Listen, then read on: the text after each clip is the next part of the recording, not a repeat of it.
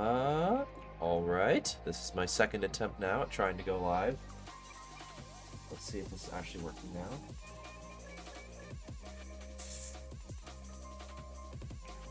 It says I am. Oh, here we go. Sweet.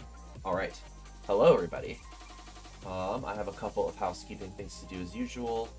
Just changing the thumbnail mostly, but I have all that prep, so it shouldn't take long. Let's do this.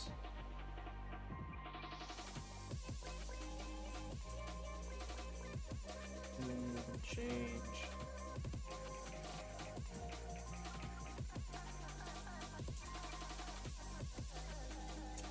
Where do I put this?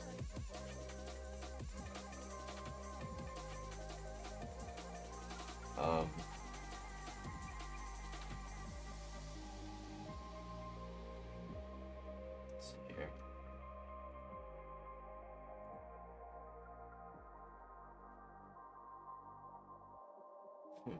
Can't find it.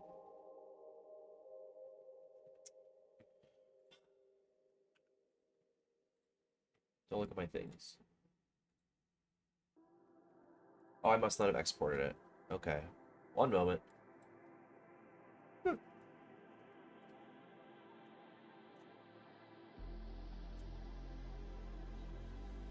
I do have a, this is the thumbnail. So you guys can see my project workflow. Okay, sweet. Minor hiccup. Let's just change this. Cool. All right. And now I will just spam that link as usual.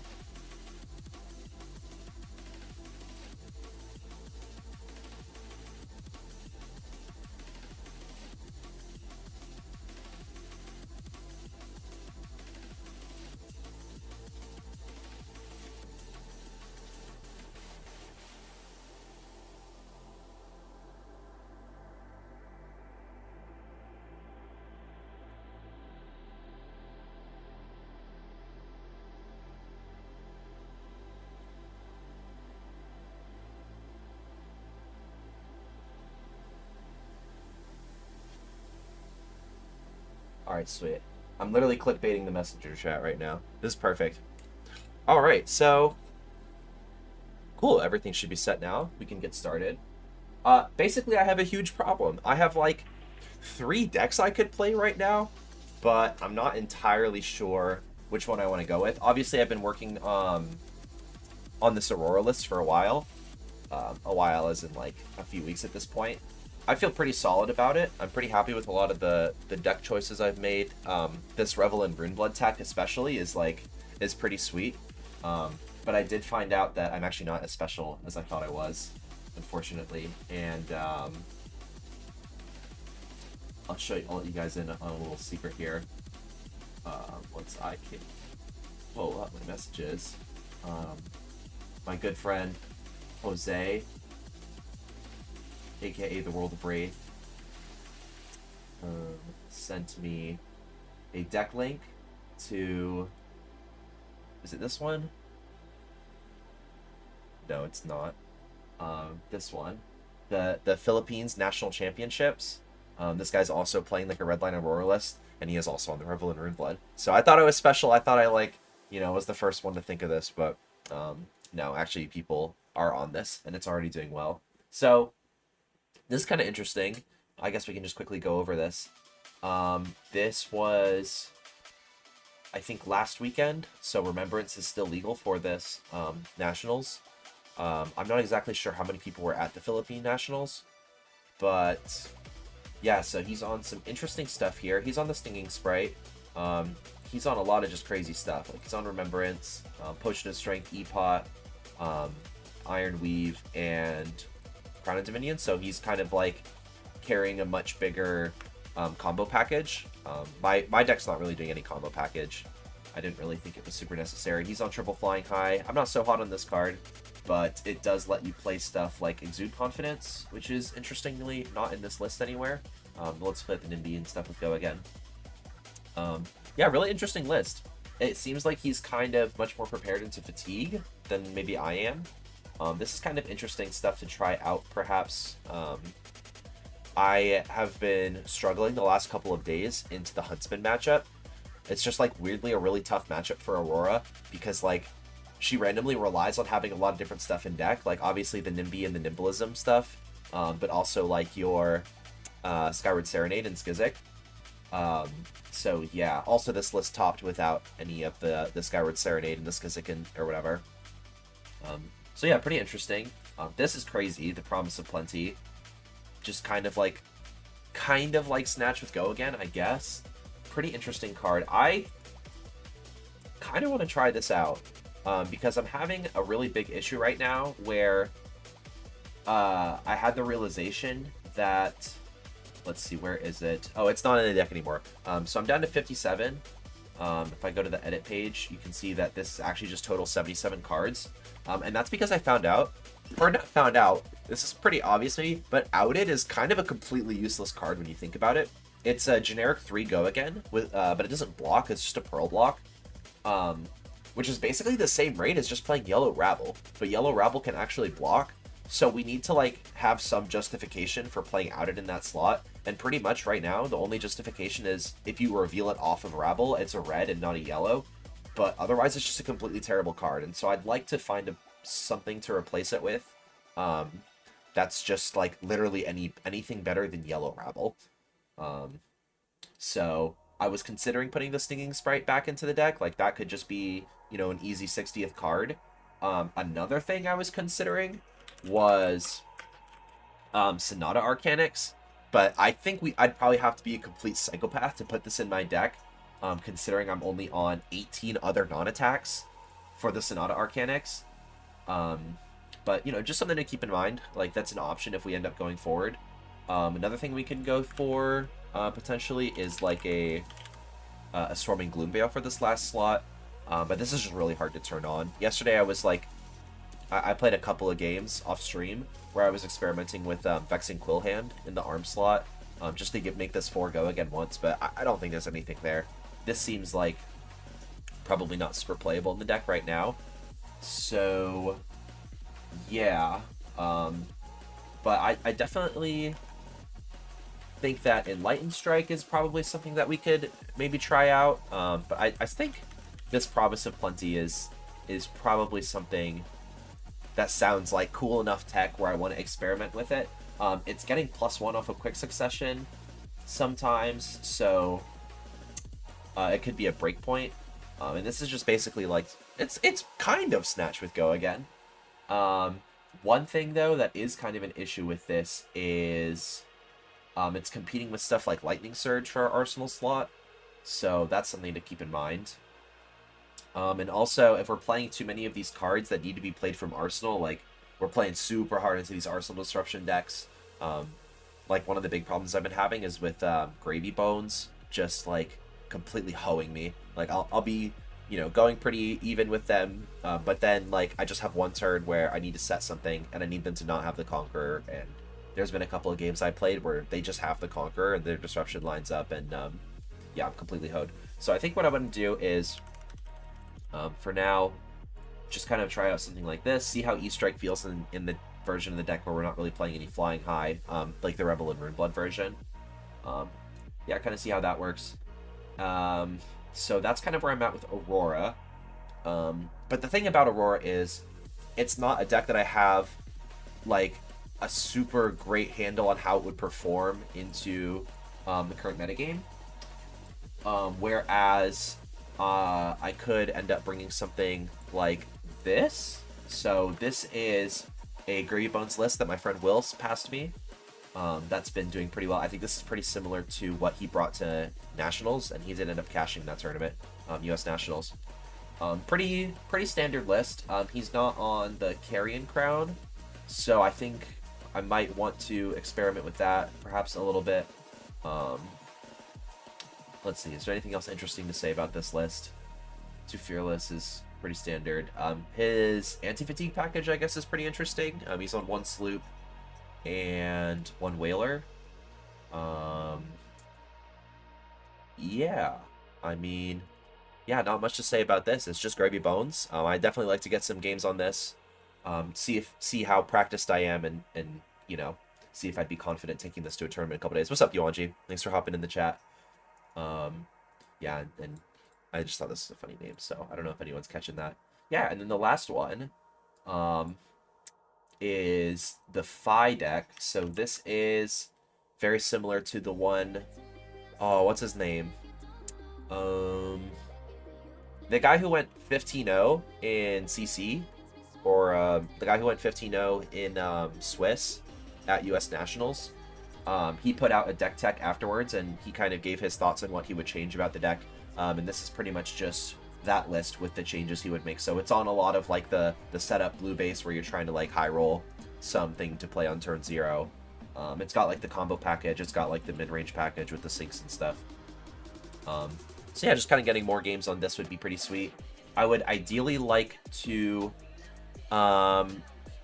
get some games into Jarl, because kind of like the word on the street, I guess, is that Jarl's kind of like one of the decks to beat now in this post-Victor meta.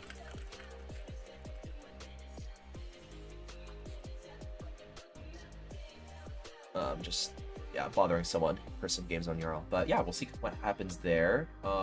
Yeah, I think I want to start with this Aurora list, though. Just kind of have some fun to start off the stream. Yeah, we'll see how it goes. So, I'm going to get out of here. We'll load up the Aurora list. Competitive CC as usual. And just kind of see where it goes from here. Hopefully we're getting some good testing. And, yeah, see what happens. So I think ideally I'd like to play into... Okay, here we go. Here's a Guardian matchup. This will be kind of interesting. So I think we're going to be on... Yeah, just the regular main board. We'll probably run the Crown of Providence, and yeah, I can't imagine we'll need much else here. So, presenting Skullcap, AB1, and Rampart. So this, I think I could be pretty confident that this is the Fatigue version, and I'm not going to be super worried about, like, getting Talk a Big Game and just, like, beat to death. So we're just going to make a chant here, filter out this Skizzik, and we're going to set this, probably the Nimblism, I think. Yeah, I think so. Set the Nimblism. I think it's a pretty good chance that we get attacked here. Just Titan's Fist is absolutely incredible for us. Yeah, sweet. So we're just going to take this. Scar for a Scar is live now. Love that. Do we think that we can get away with perhaps making this like a Snatch for 7? I think we can, because this Scar for a Scar is going to... We're just going to send the Scar for a Scar, hold the Nimblism for this to send a big Snatch here. I think ideally we're going to do, like, Serenade.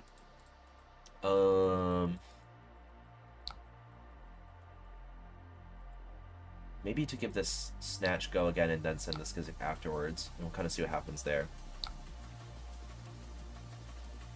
Okay, well, let me change this to the actual gameplay one. And I also have to fix my face cam now. Let me not slow roll this guy.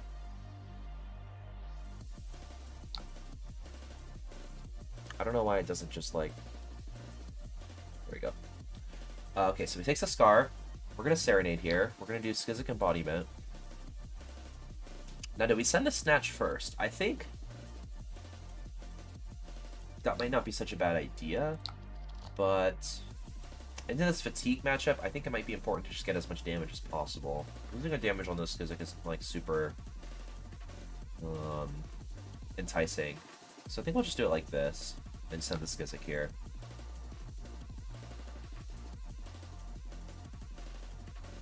Okay, I actually win the Clash here. That's pretty insane. We're going to get a Toughness token. This pretty much confirms that he's looking to fatigue us. So that's going to be pretty interesting. For sure. We'll send the Snatch here. Maybe we buy some cards here. This is going to connect. He knows what the arsenal is. And I think we are going to set... I think we'll set the Promise of Plenty here. Okay, so this is probably a hand where we're going to pop our Snaps. He's on Heart of Find All. We're going to get Titan's Fist for 3. I'll take this. So this hand plays. We're going to start with the Rabble. But yeah, probably break our Snaps here, I would say. See Quick Succession on top. We're gonna clash, and he is on to be continued. So we see Test of Iron Grip in the next hand. That's good to know. Yeah, we're gonna break the snaps here. I think it's just too valuable not to. We get a Sword Swing out of this, and we just are able to convert our whole hand. So this guy's gonna have to end up blocking a couple of on-hits here. And we'll probably leak some decent damage. Okay, so we'll send this Rush of Power. I imagine he's gonna hold a 3-block with a Promise of Plenty.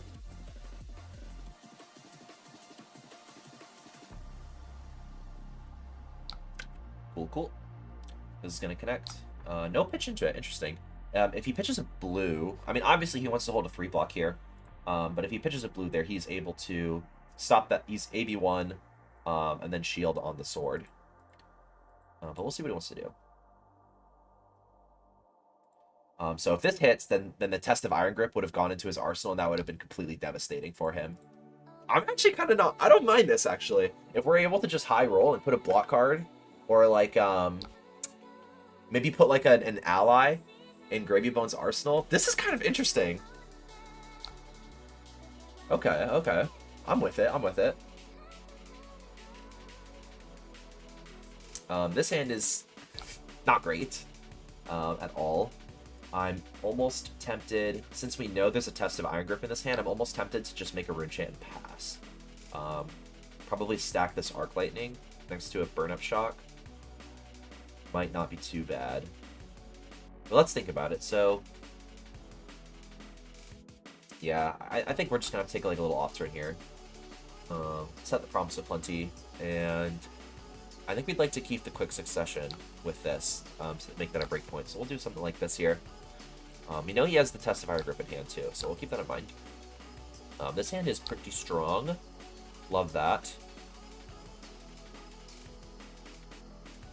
Importantly, he doesn't have anything for Quick Succession to get going off of. Alright, and we are going to see the Titan's Fist here. So I think this Quick Succession is probably just going to end up being fodder for to discard to the Test of Iron Grip, and we'll just take this Titan's Fist. Not super threatening. I think we do have a chance here, interestingly, to pitch the Arc Lightning next to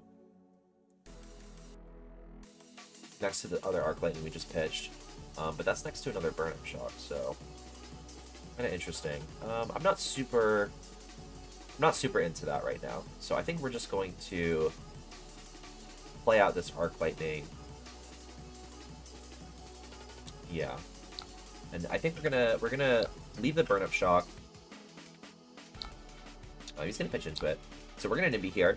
We're gonna search the Nimblism, and I think we're just going to discard this Quick Succession to the Test of Iron Grip, and assuming we lose, and I think we probably will, but this guy has shown that he is on a bunch of cards that are no defense. So no Test here, interesting. He's going to stack his deck, so that's good to know.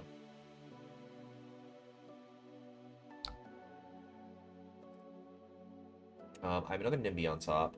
He has a Mantra Grande, so if this Promise of Plenty hits, that's pretty big for us.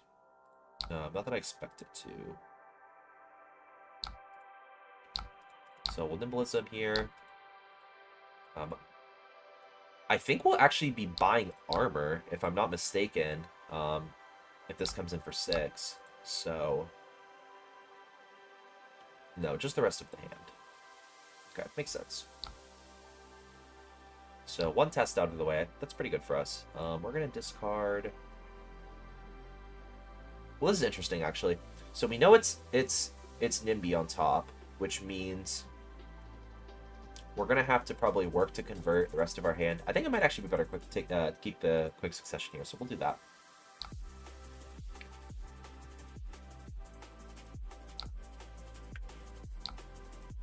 And we'll set this Quick Succession. Okay, this is not super great for us, seeing a hand like this, but it's probably okay. So we'll Quick Succession here. We're going to start with the Jack B. Nimble, I think. So I imagine this will buy a block out from our opponent here. Yeah, So that uses up our toughness. Send this for 4 go again. Not ideal here, but we got plenty of deck to work with. And they're already 13 life down. Okay, they do make a confidence here. That's pretty interesting. Now... yeah, we'll probably just send the Nimby. This is going to be our last Nimblism, so this Nimby's not really doing anything, but it's pretty nice having all these Nimblisms out of the deck right now. I'm almost tempted to set this Nimby and just Crown of Providence it away. But I think we're probably just going to see a Titan's Fist here, and I'll get a chance to block with this. Okay. This is pretty much the expected result here. Does Quick Succession give go again to your Nimby and search Nimblism? So Quick Succession only gives go again to Lightning and Runeblade cards. Let's see if I can find it here. Yeah. So just Lightning and Runeblade.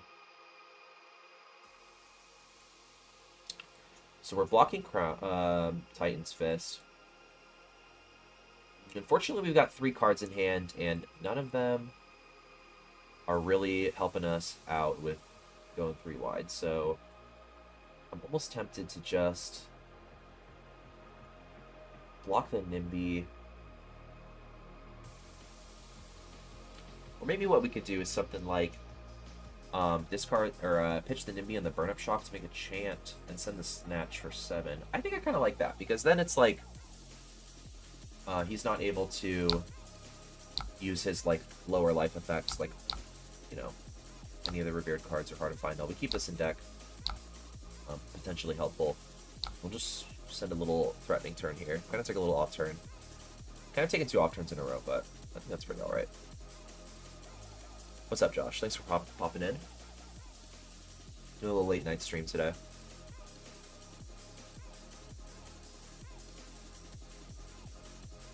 Alright, what's he got for us here? He is going to deny us the draw, which is pretty nice. We see 2 tough smash ups. So he's going to have a little more blocking power into our go turn. Not what we love to see. But we do see press on top. That's pretty sweet.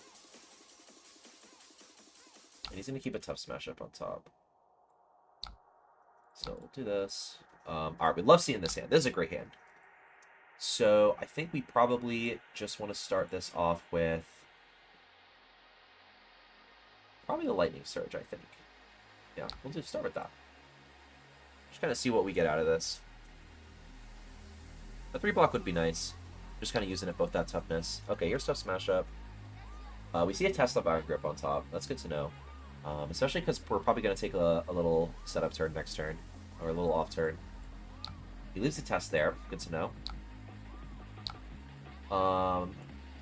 That's pretty interesting, because if he has anything else that's clashing, then he's probably not going to get a ton of value out of that. So we're going to Serenade here, and I think we're also going to pop the Rebel. So we'll do Embodiment Skizzik. Oops. I meant to pop the Rebel there. Yep, so we'll pop this Rebel. This could probably just buy out a blue plus Tunic. But I think even if that happens, it's pretty alright for us. We'll send this, a little 4 and 4 action. Cool, so here's the Tunic.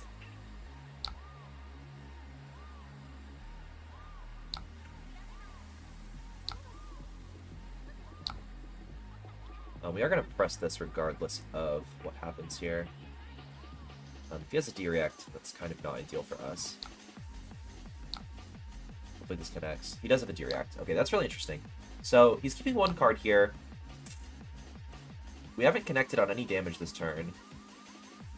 We know it's Quick Succession next hand. I'm wondering if it's just worth keeping the second strike, because I imagine this is just going to buy out the last block in his hand. I'm going to swing the sword here and just kind of see what happens. So he's going to keep a card in hand. It's a CNC. Or he's going to keep the card in deck. That makes sense. We'll set the second strike. This Scar for a Scar is live. That's pretty sweet for us.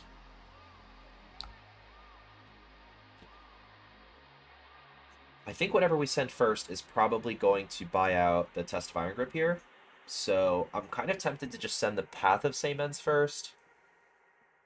And potentially pitch the Skizzik and discard the Fry. So we'll do it like that. See what happens. I think the worst case scenario here is he takes this and the Scar for Scar is not live, but I'm not too worried about that, because then we just set the Scar for Scar. Okay, he does actually pitch into that. That's really interesting. We see Burn Up Shock on top. We are going to give this go again. Now, I'm wondering if he's going to bite with Test on this Fry. He is. Cool. Actually, that's not cool for us. But we're going to swing Sword here. But we do kind of fiend out a Test of Iron Grip on like a not super exciting hand. We lose a Scar for a Scar out of it, so the Test is pretty strong in terms of like deck damage. We're down to 30 cards left in deck, so it's looking a little more scary in terms of getting fatigued. We've seen a pretty solid amount of his deck at this point, and it's pretty much just like CNC for Disruption. This hand is interesting. Hopefully some of this Arcane leaks through. This is really, we're definitely going to send this hand. This is going to be our second Arc Lightning, I think. We've got one left in deck. Do I think I need to set up a really big turn to win this game? I think just for limit testing purposes, I'm going to send this hand. And see what happens. So we'll send this Arc Lightning.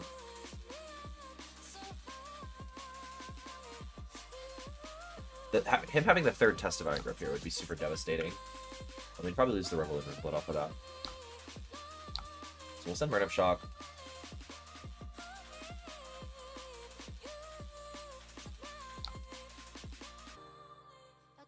Keep going with Fry. See what happens here. No toughness on this turn, which is pretty good for us. Actually, yeah. I mean, it's just not super valuable for him here. So I think because of this Burn Up Shock, we're actually going to end up leaking a pretty solid amount of damage. He does take the one Arcane here, so the second strike is going to have go again.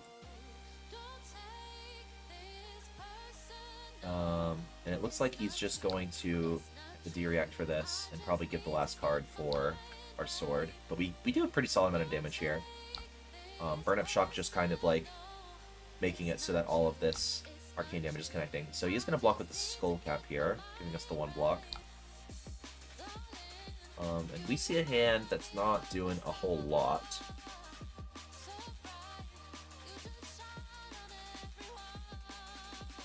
We have an opportunity here to potentially make a chant and put the Rush of Power and the Lightning Press next to each other for a potential little endgame cheese. Perhaps when he's gone through a little more of these D-reacts. This is definitely going to be an off turn for us. He ended up setting this. Makes me think it could be like a D-react.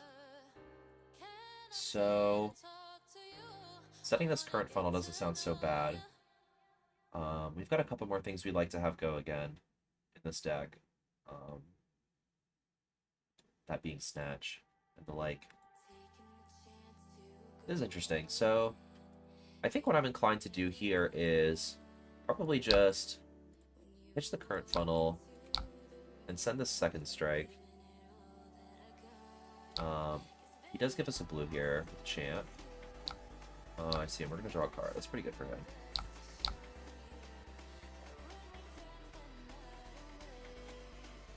And we're going to press this. Okay, it was a set react. It's good to know. If he's keeping a CNC, we do have the Crown of Providence for this. He's going to draw on his turn. That's interesting. Not super impressive what he's doing here. That's pretty good for us. And this hand plays, which is nice. So we're going to take this damage. Nothing to worry about here. Titan's Fist.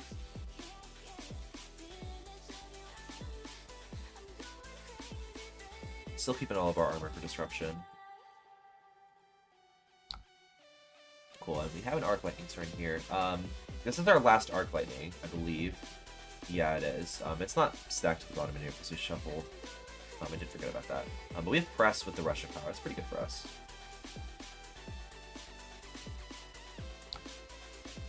We're going to start with this. I think the ideal scenario for us here is he just like blocks this for the D-react. We'll wait for the D-react to play out the Lightning Press. And we'll let him sink first before we play it out. Cool, so we'll press here. I think we can pretty safely assume there's no secondary act in this hand. We're going to current funnel here. There's like potentially an argument to make a chant with this, but I think doing this lets us get a sword swing through. Although he probably... Okay, he pitches the yellow here. That's really good for us. We're just going to shuffle our deck.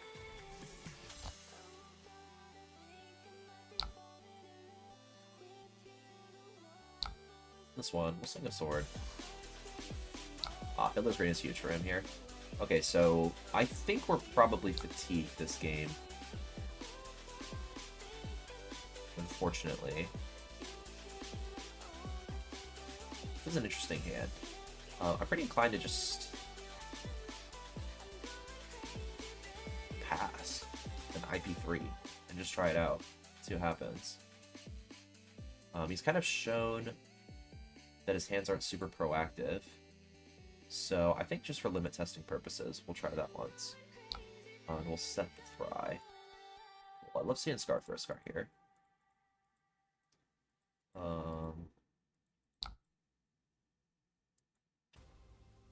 So his hand converts.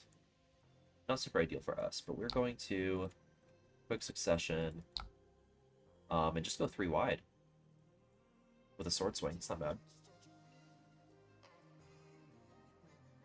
E-Strike's probably just going to sit in our arsenal for a little bit. But unfortunately, we don't really have a way left in deck to give this go again. It's looking like we're probably fatigued this game. Test here is pretty devastating. But he doesn't actually have... So he actually loses the Clash. That's huge for us here. And probably means we're going to be leaking a pretty solid amount of damage. I think best case scenario here for us is this last card he's keeping is like a Fiddler's Green or something. Probably definitely a misplay here actually to play the Fry first instead of the Path of Same Ends, because then we don't have to play this game about the what's it called to go again. Yeah, just a little sequencing error there, but it ends up working out fine for us. So he's pitching into this Rampart. That's interesting. Pitch the Sigil, okay. This hand doesn't play Rebel, which is unfortunate.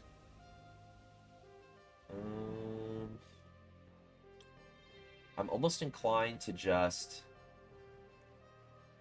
play the E-Strike and make a chant with the Skizzik and the Rebel. We do have another Serenade left in deck, so... Let's see, how do we actually win this game? I think we're out of presses.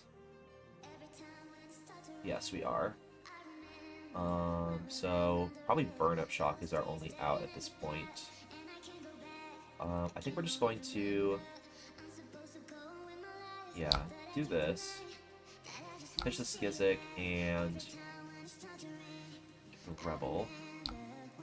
I'm going to E-Strike here, buff power. And they'll probably just give us 2 cards here and the Rampart.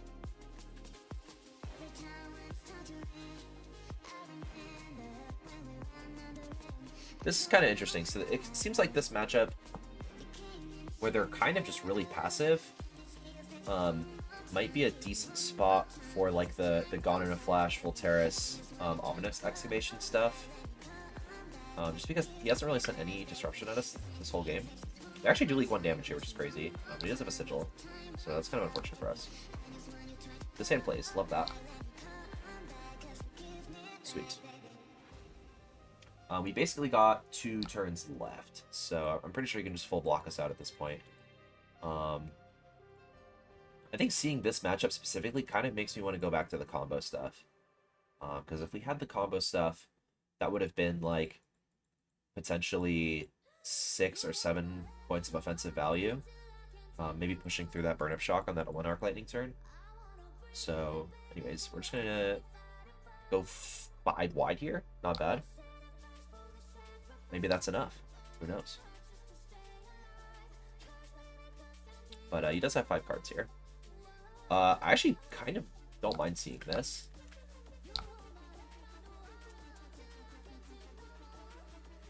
Using 2 resources. It probably doesn't matter though, because he still has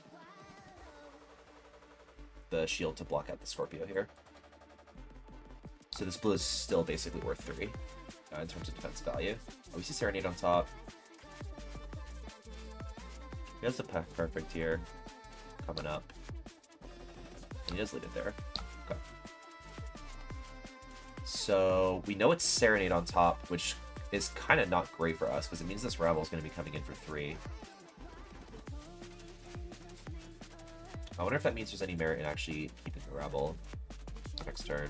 Let's see what happens. First in this Jack be Nimble.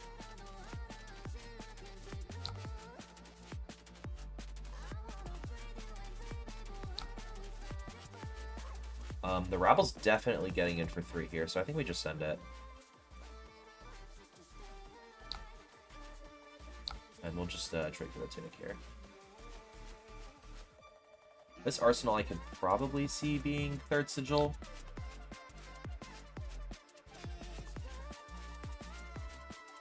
Yeah, we do see the Burn Up Shock here. I love that. I think I'm just going... So we know Peck Perfect is in this hand. I think I'm just going to open block here.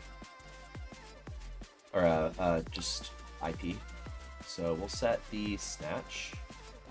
I don't mind seeing Rush of Power here at all. Actually, I kind of do. It's not great. We might actually just Credit Providence here. Tuck this Snatch away.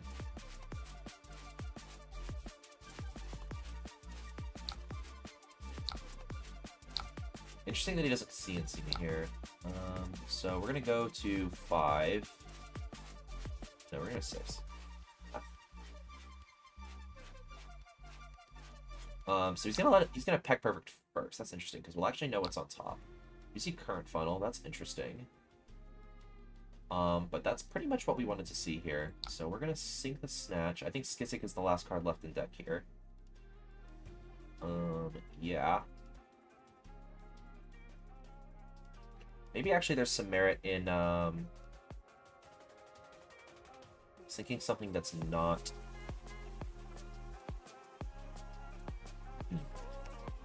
So this is definitely the last turn we have to attack.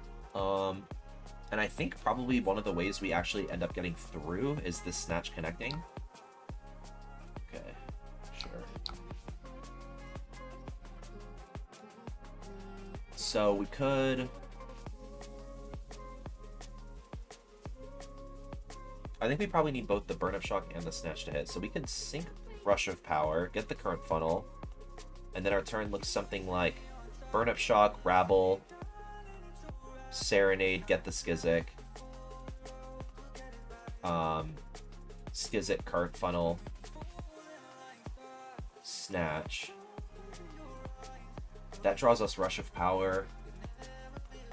Yeah, I mean, it's probably worth a try. I mean, there's not really much else we can do. Although... Oh, no. So we have to sink the Serenade because this Clash is going to destroy the Skizzik on top of our deck, unfortunately.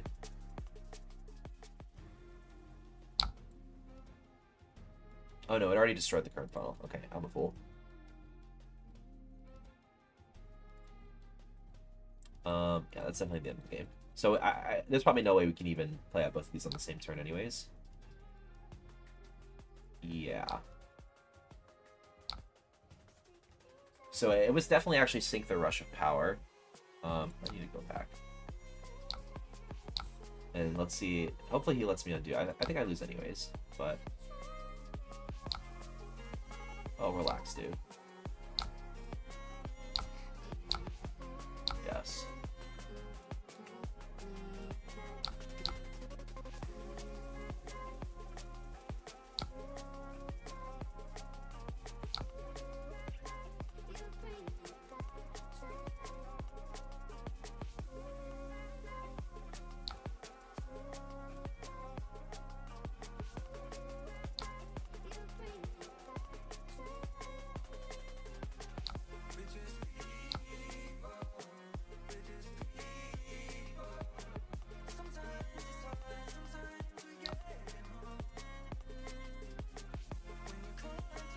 Yeah, so this Current Funnel actually gets revealed, and we just lose it to the Clash. If he orders it the same way. He does. So we see Current Funnel, it's destroyed, and then we just sink the Snatch. Right, because we're drawing No, let's think the rush of power and see what happens.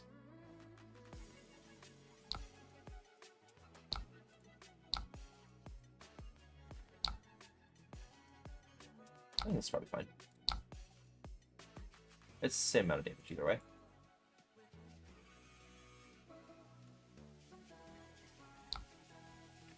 We will send Rabble first. I don't think it matters. I think it's all reds left in deck. Yeah, here's Rebel.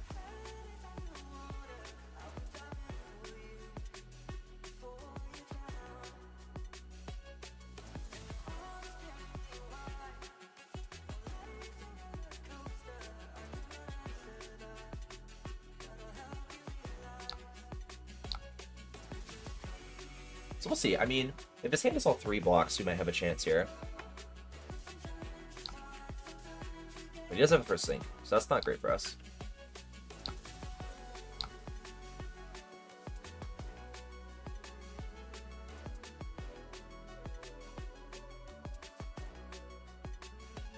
I'm definitely supposed to Serenade first, now that I think of it, just so that he can't have a Rampart. And when I break the chain, no shenanigans can happen. Also for this like Fiddler screen, it would have been huge if I kept the chain open for all this. So let's see here.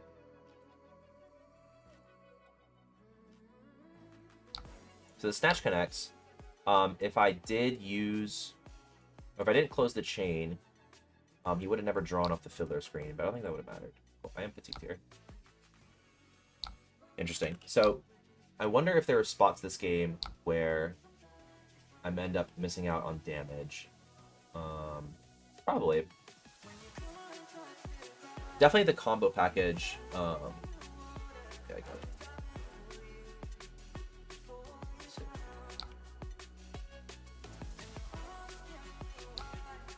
Alright, cool. So the Aurora's fine. This Promise of Plenty actually seems pretty interesting. I think I'd actually like to get one more game on this. On this new kind of inclusion. But I'd be interested in actually putting in the combo package as well. And just cutting some D-Reacts. Try it out.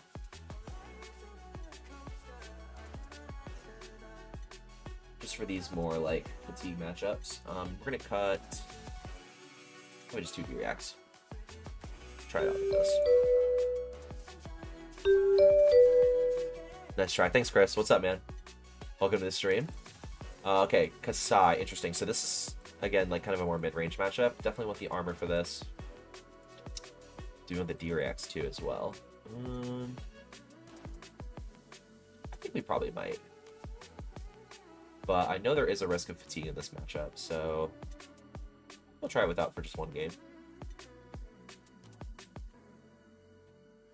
Guys, let me know what we think of the playlist I have on. We are gonna get hot streaked. I probably don't want to take this damage. We see a Blood on our hands pitch turn 1, which is pretty good for us. I think we're just gonna block the current funnel here. Yeah, so the Eagles have go again on this phase.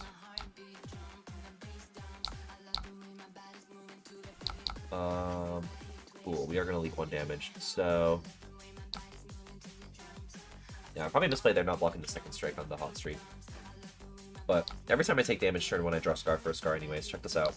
Told you.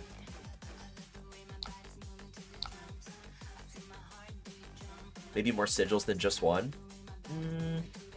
The thing I've been kind of thinking about Sigil of Suffering recently is into the Mario matchup, it's like kind of the least valuable D-React. So I'm not super hot on it anymore.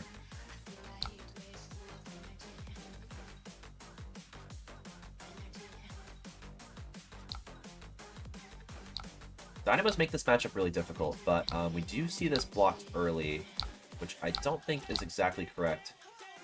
Because now the Sword Swing is probably going to connect, or it's actually going to buy some real armor.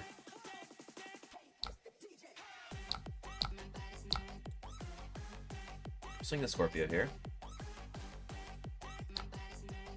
Nice, Scorpio connecting here is huge. We have a pretty solid amount of damage on our turn 1, which is 3 cards. Love this hand. Oh my goodness. Dude, check this out. Kasai here. This is pretty scary. I think probably giving armor here is not terrible. Yeah.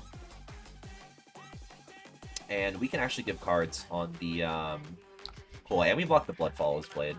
That's actually huge.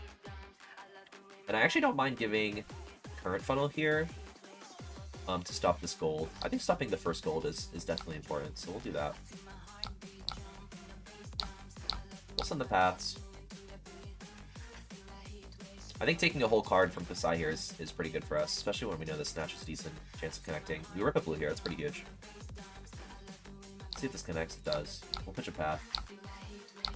And we'll see what goes on with this Snatch.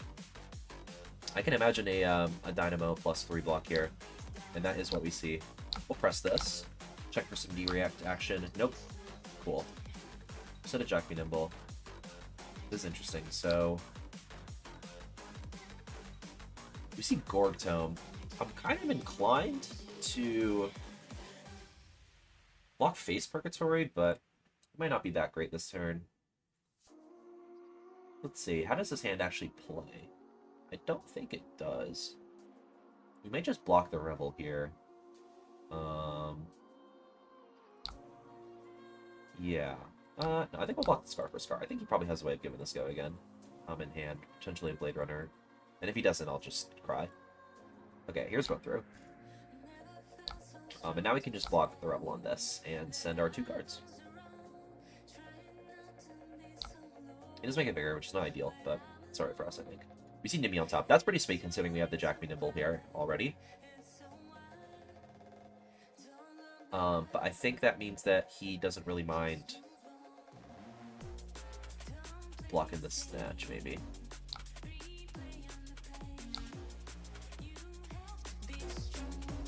So we'll see. We'll send the Snatch out, see what happens. Hopefully we get some of this armor pretty soon, but he's taking a lot of damage. This is looking pretty good for us so far, but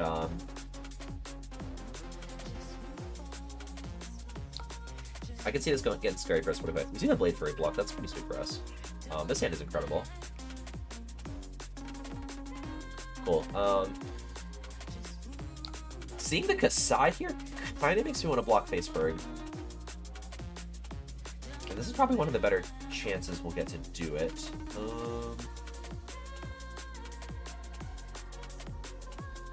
Just considering options. So maybe not, because this hand actually will be able to play normally if we don't Faceberg. So I think we'll save it here. Let him get the gold. This Jack Be Nimble can actually steal their gold, so maybe some shenanigans happens with that. Probably not, though. We have nothing really to pitch it into.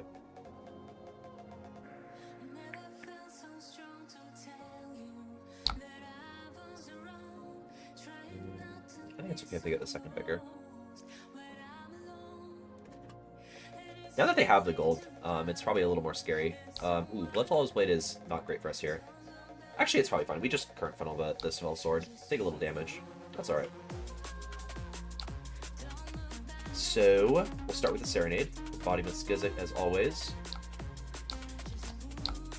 And we'll send the space. Play to Army, and I put into player on Kiss for 10 into double T-Toxin. Yeah. That's gonna happen. That's cool that you're on Mario now. That's a sweet deck. I have most of it built, but I need to get, like, the last couple of cards. One cool thing about, the Skyward Serenade stuff now is, I just picked up... let's see. So we're gonna send this into the Self Sword. So we got the foil set of Skizzik and Serenade. Oh, hold on, and Serenades. Nice and foiled up. And we also got, I've had this for a little while, but we also got the cold foil Embodiment of Lightning, so that when I resolve Skyward Serenade, the whole card is resolved in foil. You like the lore of Arachne, so you're a pet taking him? That's a valid ASF reason to be playing the hero.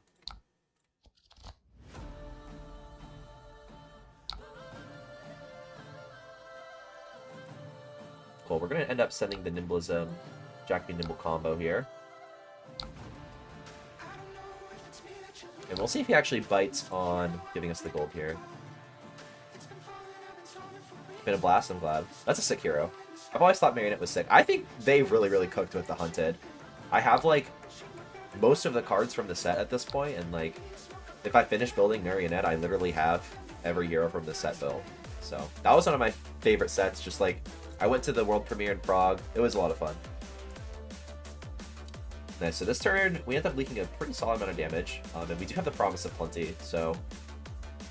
unfortunately, it is competing here with our arsenal with the Lightning Surge, but I think we're just going to block this Hot Streak here.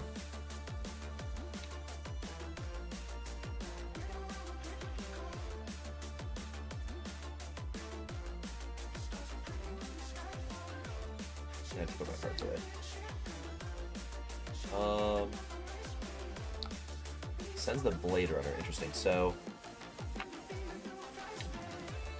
we have the option of taking a little off turn here to deny this gold, and I kind of don't mind that. Just giving our armor for that. We still have the Face Purge up. Keep the Fry. We're kind of due for an Arc Lightning at some point. So yeah, I think we're just gonna Arsenal the Fry, draw Arc Lightning, and just go from there. So, almost. This is like almost Arc Lightning. Fortunately, this hand does play out Rebel, so that's pretty awesome. And we're going to be able to go 3 wide with quick succession. So, yeah, this hand's looking pretty sweet.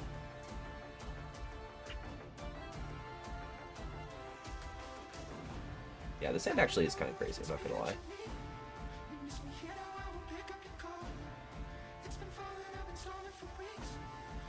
If we see an opportunity maybe to... I think this is fine. Let's see what he does here. No copper yet this game, that's interesting. I guess he just hasn't seen like a explosive or anything. So, pretty lucky for us that he's seen 2 blood on our hands before any copper generation. 2 vigor, we're kind of just walking down life with each other. But I'm way behind in deck damage, or in deck, you know, cards in deck. So we're going to quick succession, and we are going to start with the Nimby. We're going to be breaking snaps in this turn, but it's definitely okay to do that here. Where it's basically just unlocking our whole turn. This is going to end up being like, what, like 7, 12, 16. This is going to be like a 5-card 22. It's pretty strong.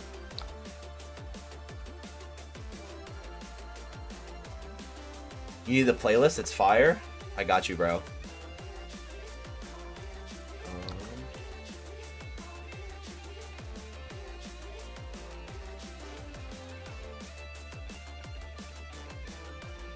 Finish this, coming for a casual 8 go again.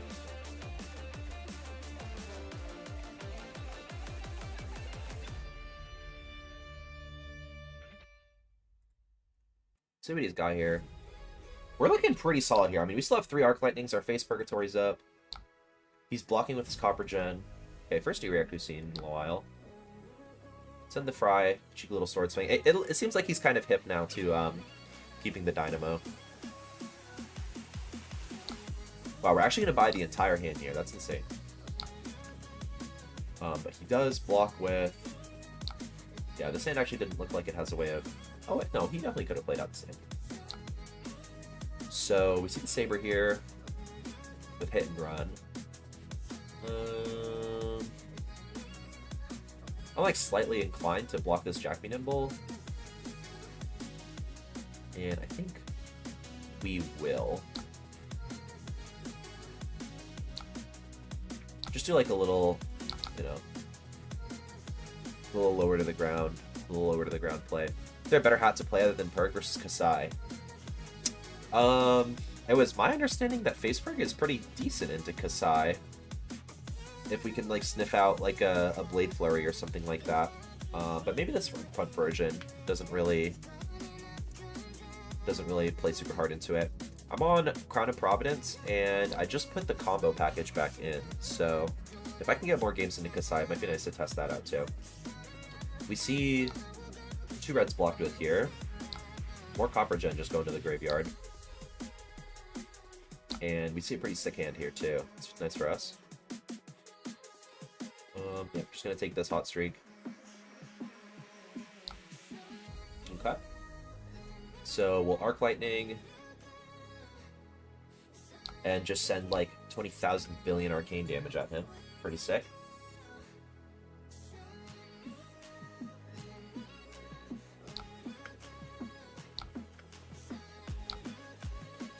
Alright, close the chain. I think we're going to start with the Nimblism here because there's a chance he might just see this and not want to pitch another blue. Okay, he does pitch another blue. Not great for us.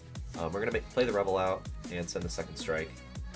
And if he has a third blue in this hand, then he can stuff the turn here. But otherwise, we are going to be... Alright, sweet. It's a yellow here. Interesting that he blocks with this instead of... Or he ABs with it. We're just going to take a huge chunk out of his life here. And we'll swing the sword. We do buy the grains. It's pretty sweet for us. Another banger hand. We see Rush of Power on top, so kind of unfortunate that we have to block this use this Lightning Press on the turn, but it's pretty okay for us. Go to turn on the second strike, and if he has a D-React here. We should have one more Nimblism in deck, right? No, this is actually the last one. In graveyard here, so do we want to shuffle our deck? I think we probably don't want to search because these Arc Lightnings are probably going to be right next to each other.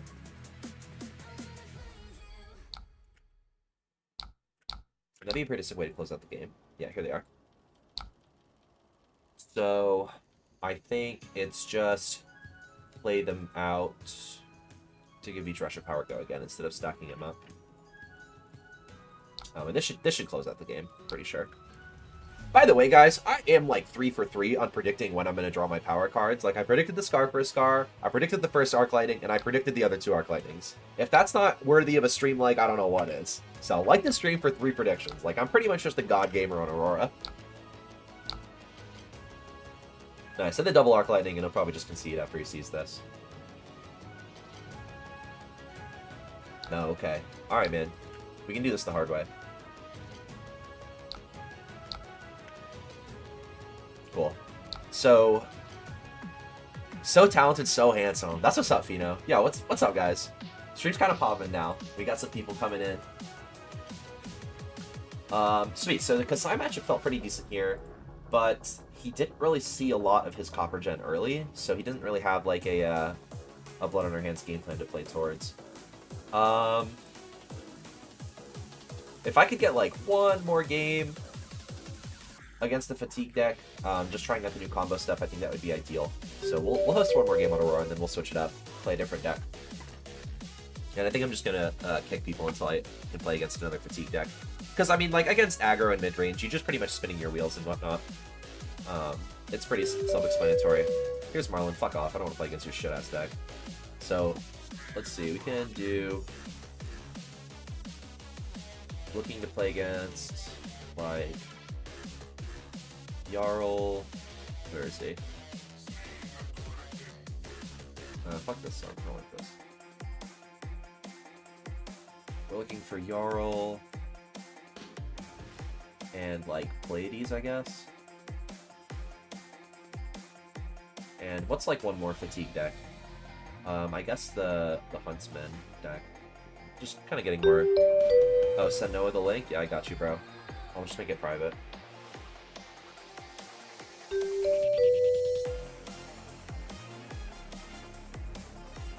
There you go, bro. I sent it to you. Load up the Jarl if you can.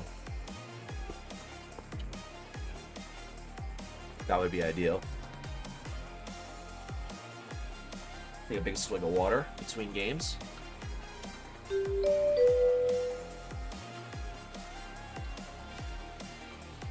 Alright, sweet. So we'll load up the combo stuff. Yeah, we'll just submit it like this.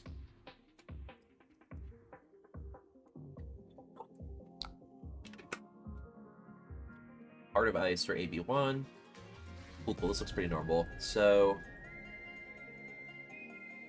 I think we'll just, yeah, try and set pass. Don't really want to let this guy Arsenal, or filter his hand. If he ends up playing like a Sigil Solace here, I think I might end up probably trying to go in, but we'll see what happens.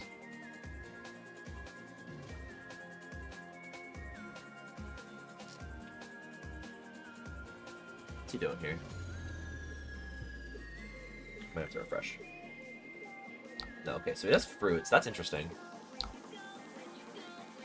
I'm kind of inclined to play out this Burn of Shock now. See what I can do to his hand. So we're gonna try it. See what happens. Especially now that the Scar for a Scar is turned on.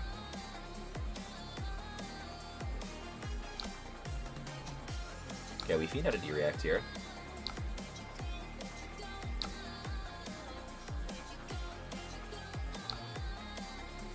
We fiend out a second D-React here.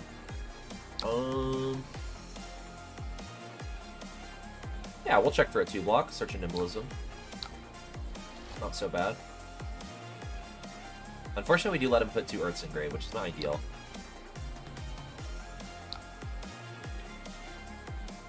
Cool, this hand plays 2, though. Love seeing that. If this guy fucking Natty Q... Yeah, whatever, man. You're just the best player ever, I guess. This is so fucked up. We block the Burn Up Shock here, because when they start with this, I'm kind of concerned about... Oh, and of course you hit both my fucking attacks. Fuck you, Noah. We're just gonna send the Nimblism to Graveyard. Yeah, this is completely ridiculous, like... This is a not ideal start for us, and we get Winter's Bite, so... How are we gonna win this game here? I think we're going to... Send this Press to the bottom. OP is just better than me? Yeah, he basically is.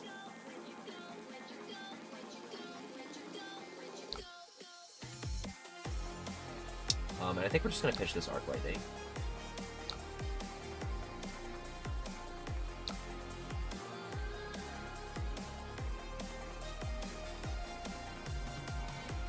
Let's see what happens here. So, not a great start for us, but we'll see if we can kind of make up the difference with the combo stuff.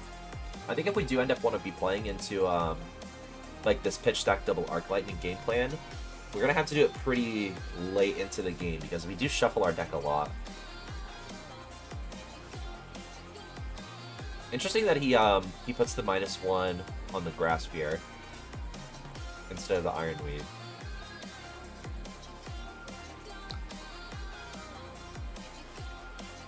We see the Fiddlers here. So that's good. We know we're against like the Fatigue version at this point. See, pretty sweet hand here. Yeah, block 2 Earths turn 1. Natty Fuse Oakenold, Felling. Basically getting shit on right now. But we see a pretty interesting hand here. So what we can do is probably +1. I think we're going to bottom a Serenade here. Just because we need to keep attacks. We're going to take this. So we'll probably do Serenade for Skizzik +1. Yeah, and if this connects, like, I think we're God Gamers. Maybe not, actually. We'll do it like this, I think. So we'll do Embodiment Skizzik. We'll play the Quick Succession. This will be coming in for a breakpoint. And then we can actually do the Revel and the Skizzik afterwards. Although this does play really hard into the Stalagmite. I guess in that case, if we get Stalagmite, we just pitch the Revel, and I don't think it's that bad for us. So we'll play this out. Yeah. So we'll see.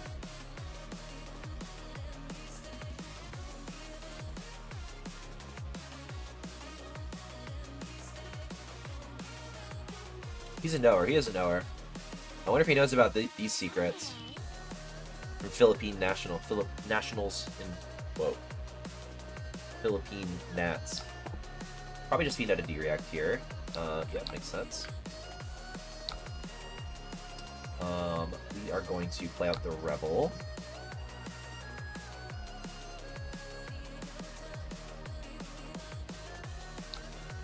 And send the Skizzik.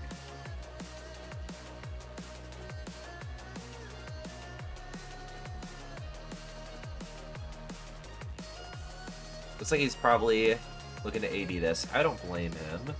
If we can get a sword swing here, that's going to be pretty sweet for us. Although, if he does push the second blue here, this is actually going to be able to get value on the Scorpio. I could also just see a Stalagmite block here if he wants to stop the Scorpio damage, but I imagine Noah's going to be saving this for the Arc Lightning turn. So we have to be keeping that in mind.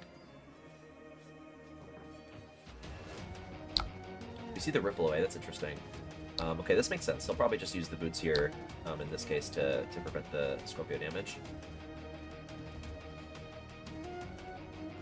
Get the 4 block out of it. Although there might be another chance to get some more value out of it. Okay, this connects.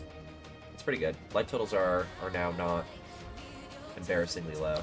Earth form. What the fuck is this? When this hits, create embodiment of Earth. Interesting.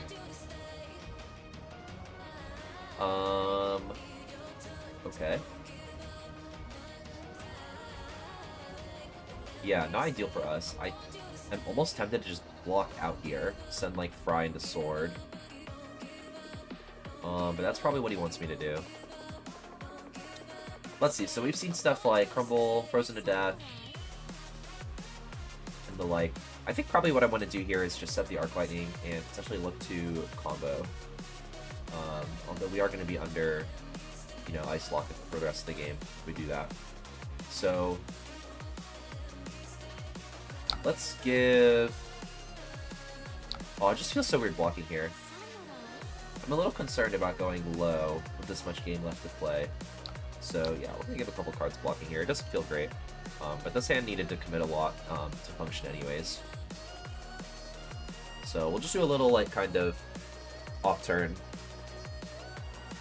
We'll do a little deck damage to us, but at least we're not getting, like, crazy disrupted. We'll send the Fry.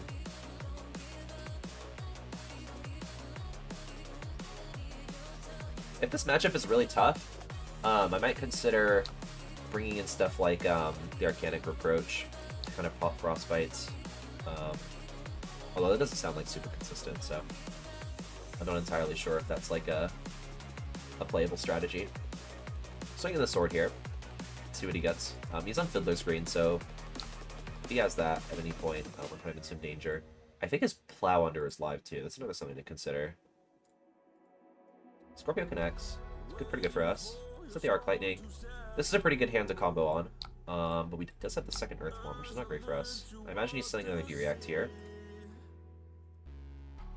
So, let's see here. Yeah, this is just going to connect. This is pretty powerful.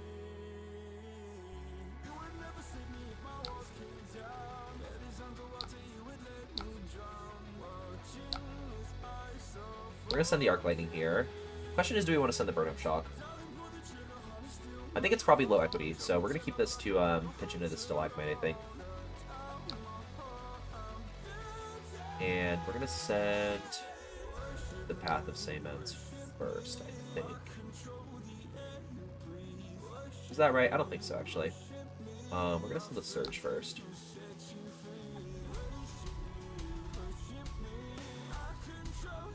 Seeing the floor of the turns is 1 card 5. That's pretty good. I think so, yeah. You just don't have great blocking power, so... it looks like he's just on all non-attacks for the blue base. Which is pretty threatening. We have an option here to play the Burn-Up Shock out. Potentially this Path of Saemons will connect for go again, but... he's not biting on Stalagmite here. Don't love that. He's going to take this. So our second strike is live. That's good for us. Him not biting on the Stalagmite is pretty sweet for us. Crown of Dominion's a whole mood. I agree. You know, I'm like on and off this card. I have a love-hate relationship with it, but we're like struggling a little bit into the full fatigue decks, and so we're gonna see if it's going to move the needle at all. Thanks for joining the stream, Jesse. What's up, man? See what he's got for us here. So he is actually able to block the Omnisword boots here, and then prevent the next Scorpio swing. And that's pretty much just the first piece of armor. So he's getting a lot of value here out of the one embodiment of Earth. So I imagine he takes this ping and just uses his boots on the sword swing. Let's see what he's got for me. Yeah, here we are. Cool. Interesting hand here.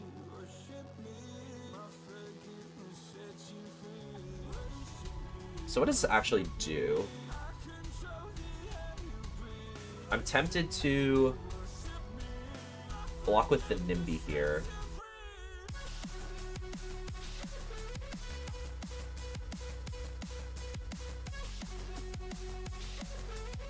And then just do like Scar for a Scar, pitch the current funnel into a Rune Chant pass, and I think that's what we'll do. We get a chance here to kind of take a little off turn. So that's what we'll do.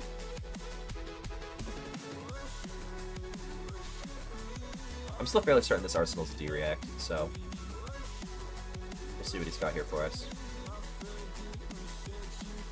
He's shown that he has like a number of ways to disrupt us, and he's on like E-Strike and whatnot for just converting hands. So we'll set this. This is a pretty interesting hand here. We're gonna get CNC'd, so makes sense that something like this would come at some point. I kind of don't mind just doing this. Is that crazy? I don't think so. See if we can juice him on some lightning press action. He's gonna IP here. So we'll send the Surge, the Chant. That's our one E-Strike out of the deck. So far that card's just been a block 3, which is better than Outed, at least. Love that. Might want to actually keep one of these here. Looks like he wants to pitch into the Chant here. Makes sense. No, he's gonna take it. Alright, I have no clue what's going on anymore. We haven't seen anything like Blizzard yet, which is pretty interesting. So we'll press here. Yep, it is a Carapace and Arsenal. I'm kind of a fan of the Earthform tech. Pretty sick. Do we play that second one? I don't think so. Yeah, because we kind of need these to connect on burn-up shocks and whatnot. So we'll keep this. Oh, I did not need to close the chain here. We'll swing our sword. What's he got here? Fiddler's Green? No. Channel Ice Lock Glaze. Interesting. Alright, we get Seal Off here. Don't love that. Okay. How are we gonna deal with this? I think we kind of can't. I think we're just gonna end up doing like 4-card 8. And just cry. So we could also do something like Path of Same Ends and press it and set Lightning Surge instead. I think it's extremely likely, though, that he's able to pitch 2 ice cards into this next turn, because he does have the gauntlets. So let's consider our options here. If we send our hand, and that potentially looks like just doing Scar for a Scar and the Path of Same Ends, then I think it's likely that we buy 2 cards, and then he can still do double pitch. So this is kind of difficult. I think we'll take this. We'll send the hand. It sucks being under seal off, of course, but there's not a ton we can do about it. So we'll send the Scar for a Scar.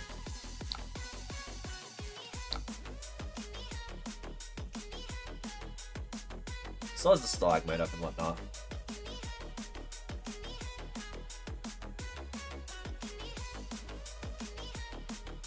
Seeing 2 cards blocked here means that he might not have the 2 ice he needs, so that's not bad for us. Of course, seeing the Fiddler's Green is pretty devastating for us. So we'll see what happens. might give us a card here. I think that's kind of the best outcome for us. Cool. So we know that the CLF is not going to be up for another turn, and that's pretty sweet for us. Would love to see an Arc Lightning here. Awesome. I think this is probably the turn where we're going to break our armor.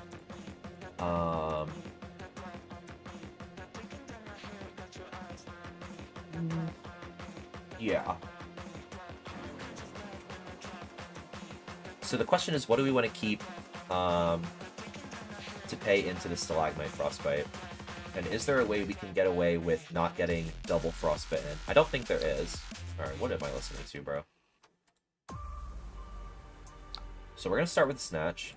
Just kind of suss out what he's working with, what he wants to do to us. I wouldn't be surprised to see like a Gauntlets plus Stalagmite block here.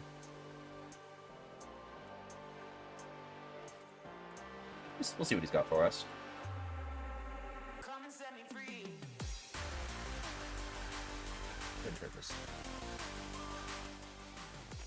Okay, we do see the crown here. I think we're gonna press early, just in the off chance we draw a blue off of the Snatch. But I wouldn't be surprised if he has a D-React for this.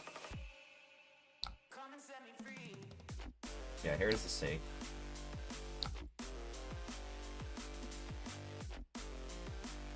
Now that we've seen the Stalagmite played out,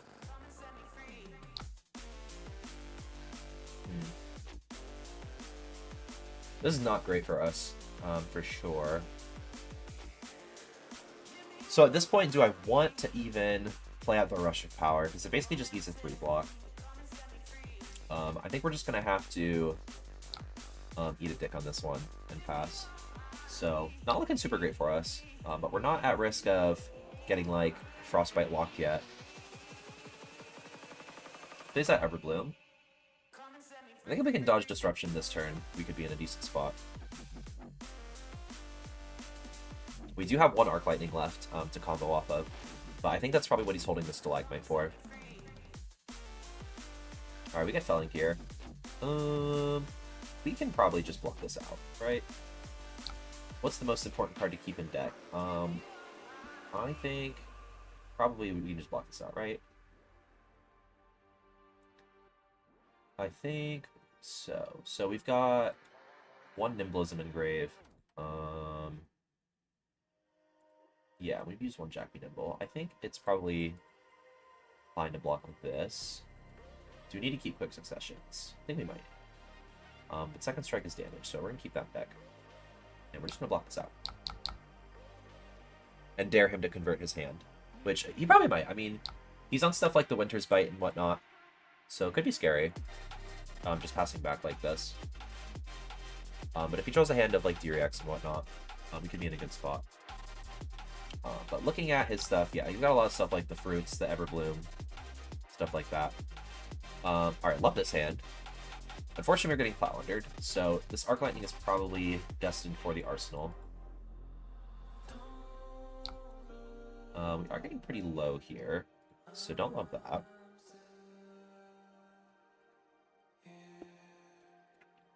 I think we're just going to try and take a little off turn here. We're going to make Embodiment Skizzik on this, and actually, you know what? Do we even have to do that? So, let me restart, because I think playing out this Quick Succession into Path of Saemets is probably a better start for us here. Cards left in deck for me. I've got 22 left, although we're kind of getting to a point where I think Noah can probably just keep hands and potentially kill me. He's on stuff like the E-Strike and whatnot, so that could be his angle, like after I run out of cards to push. So we're going to Quick Succession here, and we're going to send this Path of Saemets.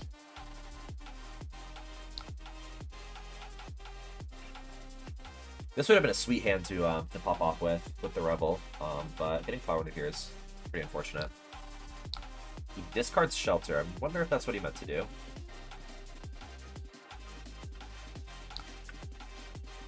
I guess it makes sense. If he has a second D-React, then he's going to be able to cover up the Skyward Serenade pretty efficiently. So we'll do Skizzik Embodiment, and it actually does cover up the Sword Swing, importantly. So the Shelter's worth 4 regardless. Blocks with CNC. I like seeing that. Swing the sword for fun. Let's see if he kept Disruption. What the hell is this? Colors of Aria. Interesting. Yeah, definitely I think we have no choice but to pop off on this hand. We do have the blue, which is pretty nice for us.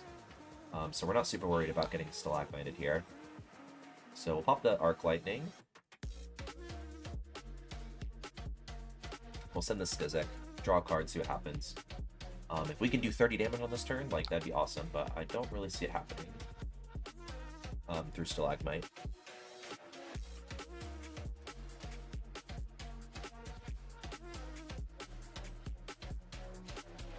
I'm pretty impressed by this Jarl deck, like...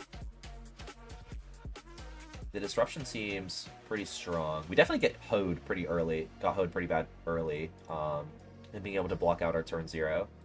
And getting Natty Oakenold in turn 1 was not ideal for us.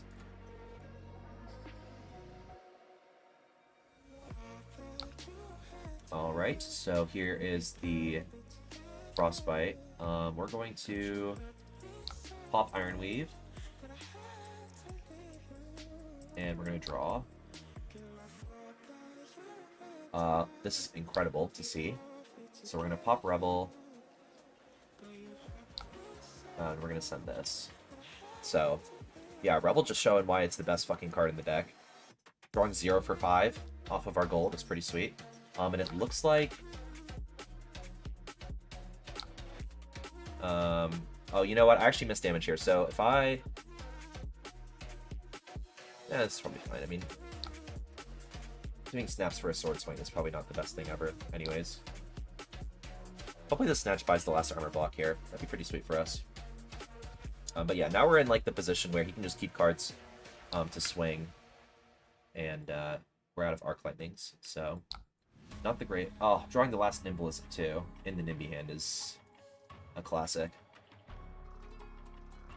So, how do we want to play this? Yeah, this Nimby being just 3 is not great for us now. I think we're probably going to try and keep this Rebel. Yeah. So, Nimblism. Send the Rebel. We'll see if he wants to give a bunch of cards from hand here. Wasn't Noah supposed to take 3 here and swing Hammer? It buys a card every turn. Perhaps. The last card he blocked with was Oakenold.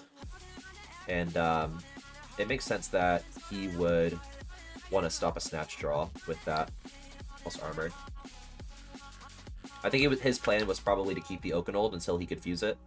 And just kill me that way. Do I want to play out this Rebel here? It's probably getting in for 4 damage. So, yeah, why not? I'd like to use these cards, like Rebel, that need a full hand before I'm getting fucked for... I'm going to search it because I would like this Current Funnel back at some point. We have Press plus Burn Up Shock. This last Serenade is a dead card. Okay, so I think if we can line up this Burn Up Shock, Rush of Power, Press, we're in a good spot. This Press is definitely going to be the key to victory from here on. Let's see what he's got here for us. Colors of Aria. Alright, so we do have the Press Burn Up Shock, but unfortunately we don't get to keep this hand. Fortunately, it blocks 3. But yeah, we're in a tough spot now. Yeah, we don't really have a choice but to do this. And I think we're just going to do Set Pass, unfortunately. So, yeah, he's just going to draw a hand that doesn't attack, except for a Hammer Swing, and we'll be lit. Show me, Noah. You had the stones early. I can get... Oh, fuck me. Yeah, I think we're just fatigued by damage at this point. I think so. We've got like a Serenade left in deck, and I think another Current Funnel, but we're just gonna have to give pretty much the whole hand here at this point. Yeah. It's looking like it's a wrap for us, boys. Not as much of a blowout as I really expected, though. which is kind of crazy to say. Yeah, we're definitely dead here.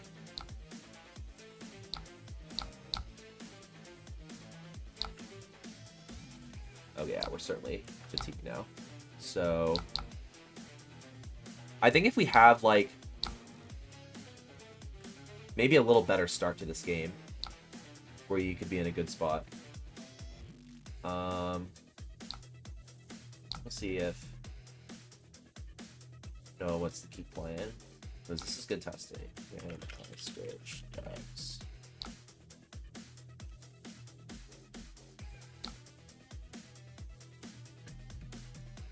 So the Aurora deck feels fine. I mean, it's just Aurora. Like, it does its thing. The combo stuff definitely felt like it was necessary to win this game. Maybe into worse Jarls who aren't, like, you know, holding their shield. It could be better. You think you'd want something like Epots? Perhaps, perhaps. Jesse asked me to play against One Riptide as well. Oh, Jesse, you're coming on my stream and sniping my testing? Motherfucker. Let me see if he still wants to. Yeah, the Epot could be an interesting pickup. Just to, like... Stop, it counters the Stalagmite too. I think it could be worth including for sure. And then it also might be nice into like the Huntsman and deck and whatnot. I think the combo package is definitely staying in, especially if like I'm struggling with the fatigue decks. Especially. No, I'm just busting your balls, Jesse. It's all good. Yeah, definitely Epoch could be an interesting inclusion. I think we'll put that in and maybe play one more game with it. The guy who was, who won at Philippine Nationals was playing Epot, and he was playing one Strength Pot, which I thought was pretty interesting. But I can see that the Epot would probably just be much better. I don't think there's any of them that give Gogan, right? Or unless the Strength Pot does. Oh, it does. That's pretty sweet. Yeah, we'll put this in. Just see what happens. Skip this. I think I'm probably inclined to take out or D-react. So we'll do that. We'll take out this and we'll put in some potions. See where this gets us. Dude, I mean, all right. But we're gonna switch decks. So the next thing I wanted to play was kind of another aggro deck. Let's see if I have this pulled up. Yeah, here we go. So, I pulled this up earlier. This is the FI list from US Nationals that went 15-0 in Swiss, with the changes that the guy was recommending on his deck tech. So we're gonna run this up. I think we'll just kind of, yeah, have an open lobby. See what we get.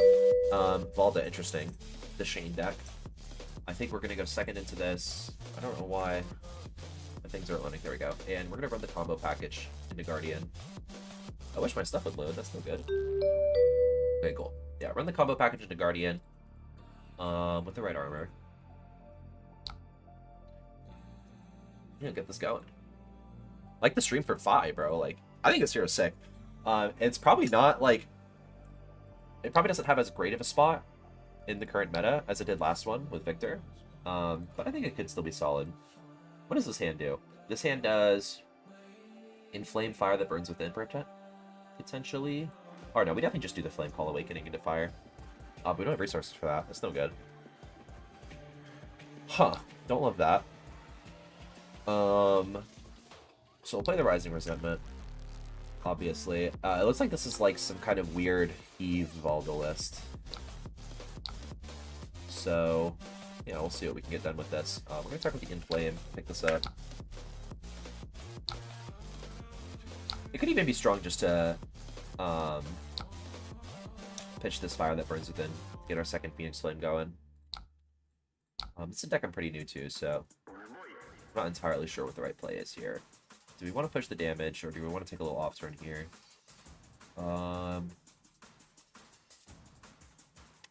Random drawing here doesn't sound incredible, but I do want the 5 pickup, so we're going to do this. We do draw another Flame. That's interesting.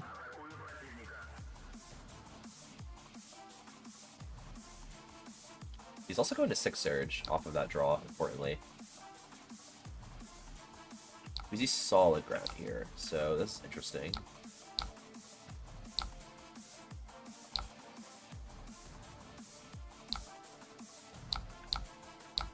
We can turn this off. This is kind of annoying. Alright, so we leak a little damage here. Definitely difficult for Guardian to stop all these just like 1/1/1/1/1 attacks.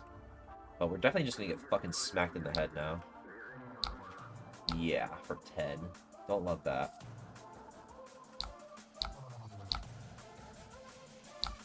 Alright, and this hand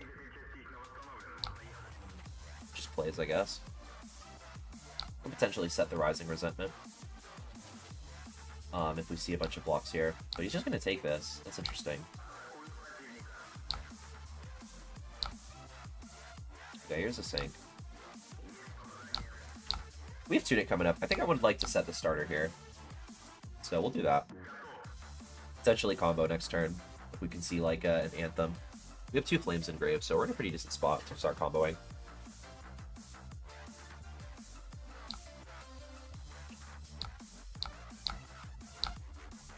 Send the Flame. No Shuko value this turn, unfortunately. But he's keeping a really big hand. Okay, this hand, not incredible. But it does play out Truce, which is cool. So we're just going to block this, and I think play out the Truce. And that'll be that. 2 off turns in a row, not ideal. But this hand is pretty solid. Definitely looks like a good hand to go off on. And if we get attacked, we're going to be holding a lot of cards. Okay, we get to put them in their place, which is not great. Especially if we're drawing Art War. Yeah, this kind of sucks for us, but what can we do about this? I don't think there's really a way for us to block this out, so fuck it, man. Let's just go gambling. This would have been a great hand to keep, but unfortunately, that's not in the cards. This hand is fine. Obviously not as good, but we'll see what it does. Could potentially be like a Phoenix Form draw angle? Probably not.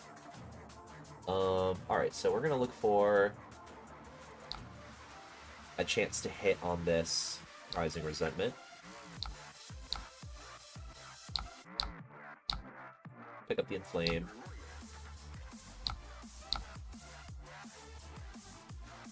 Looks like he's just gonna eat this damage. Interesting. Let's fire that Burns Within now. Oh my goodness, again, man, drawing Phoenix Flame off of discard Phoenix Flame. Not great for us. But we do need to send this hand now, so we'll swing our sword.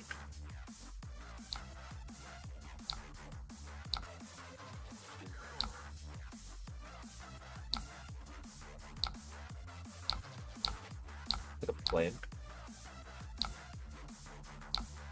Maybe we can kind of goad him into blocking with this Rising Resentment. We do, sweet. Then this Phoenix Flame for 5 could potentially be scary for him. See what he's got. Maybe a solid ground here. Yeah, here it is. Damn, so this deck's pretty good at blocking. I think it was definitely fucked if we were able to keep that huge, like, double Anthem turn. We'll see what happens now. We're just gonna get attacked. Makes sense. We can't really take many more of these, so I think we'll probably just block the one here. And attack with this hand. We're getting pummeled. That sucks. Yeah, we're definitely getting hoed this game. But who would have thought Ninja Bat into Guardian? Discard the Flame Call, I believe. I don't think we can. I think we have to discard the Blaze, because our hand doesn't play without it.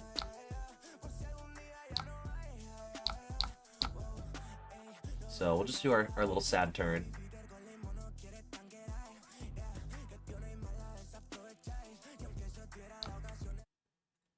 He's in a crown here.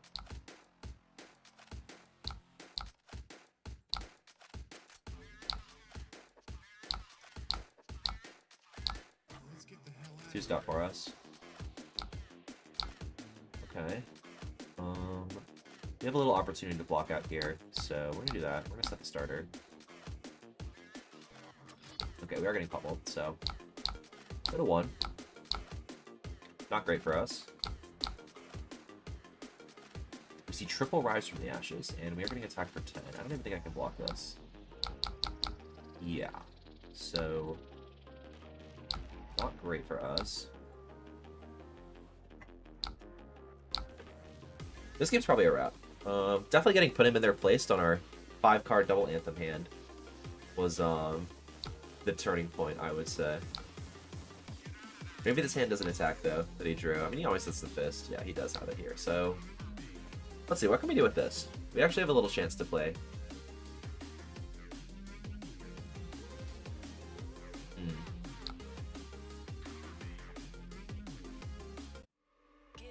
Although, we don't really have a way to play out the Art War.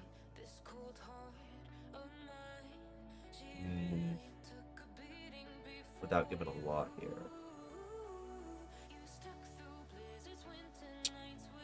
We could do like...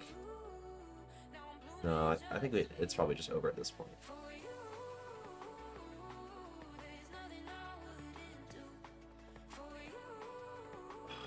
I think it's like this.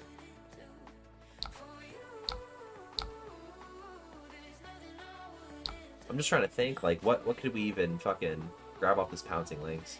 Maybe like an Inflame here and just like do Rake Over the Coals, get some damage in.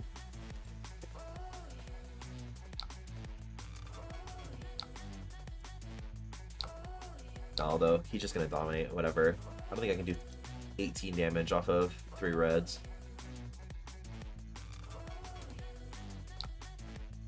Alright, yeah. Let's just go next. Alright, kind of unfortunate there. We're running back on 5. Not a great first game, but you know, we're just warming up on the hero. Warming up on the fire hero. I'm excited to get this Gravy Bones list going. Because I think Will's cooking with this one.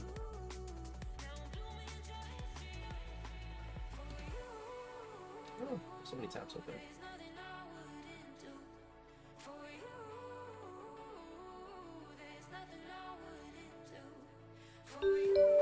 Alright, we are against Aurora, that's interesting. So we're gonna run like the mid-range version.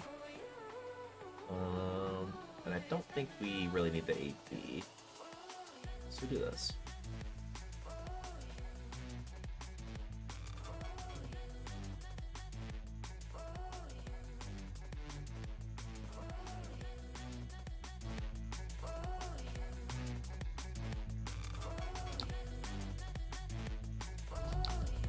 Oh, he's sending me first.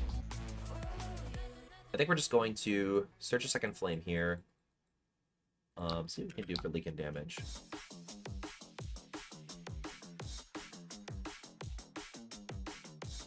We see him on the Tunic here, so I think we can assume this is more of like a blue kind of quick strike focus list. Potentially even running like some Tempestuous Piss, so we'll keep that in mind. Search a flame here. Pretty sweet that we can do that on turn 1. Send him this for 2. And this probably leaks some damage, so...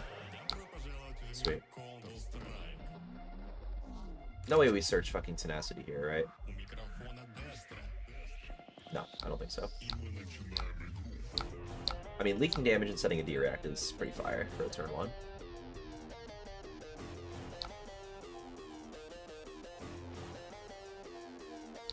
Alright, this is the Aurora Classic. If you take any damage turn 1, you are going to draw the Scar for a Scar. I did forget about that.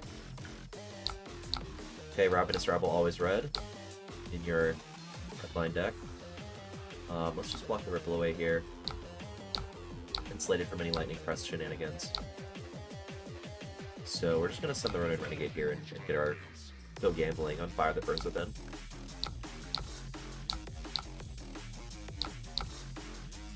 No, this is not right. Do it here. There we go. Truce. Love it. Alright, so we're not on AB1.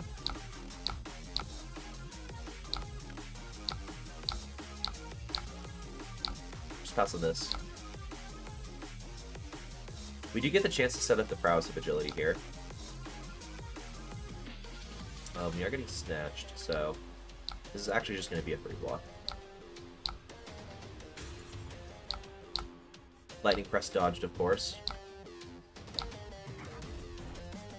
And this hand just goes 4 white, I guess.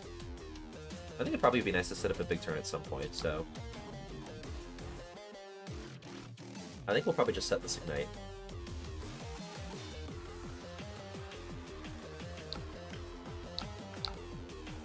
Blocks with the Trot Along. Interesting.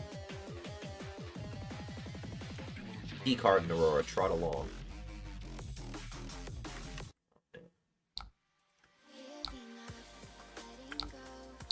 Connector 4 here. We'll set this and try and pop off next turn. Warmongers is huge here.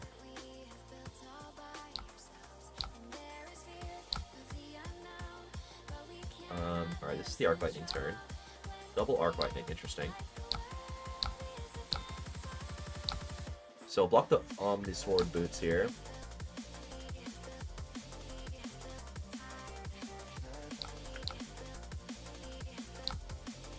It's Skizzik into a Sword Swing. Okay, makes sense. We'll prevent this. Just get our 4 block. And I'm pretty comfortable doing this because it's gone through 2 Arc Lightnings already. Oh no, that was just the one. I misplayed. Alright, so we're going to Rise from the Ashes. We're not going to send the Ignite because I don't really want to play into Face Prograde like this. I think we're just going to end up sending Warmongers at the end of this, sending a Rise from the Ashes.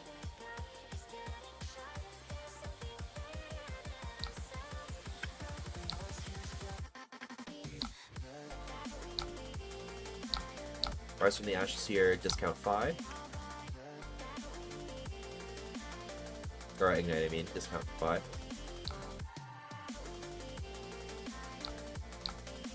Pull up with the Flame. This Inflame will be for a solid 4 go again. Then we just end on the Warmongers. And he's keeping a big hand here. We fucking love seeing this, man. When you're gonna Warmongers the Runeblade and you see them keeping the 4-card hand.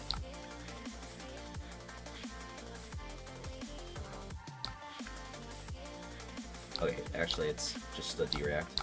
I think this is still fine.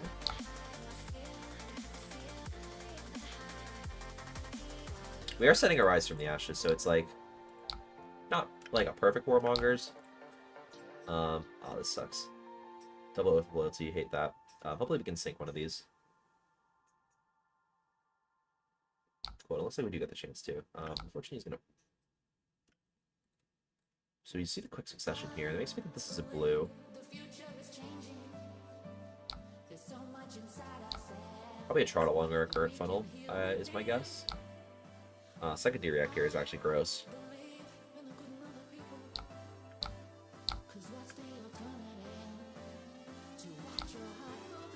So we'll send the Oath of Loyalty.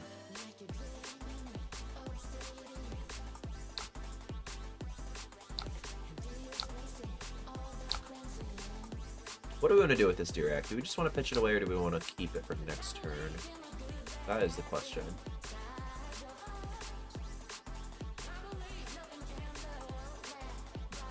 I think I'm inclined to pitch this away here. Because we're keeping a big enough hand where if we're not getting disrupted by like a Tempestuous Kiss or anything, we can probably just kill him with this Pouncing Lynx on our next turn.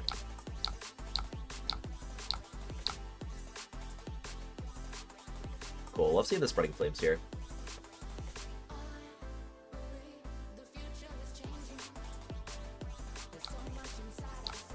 I see.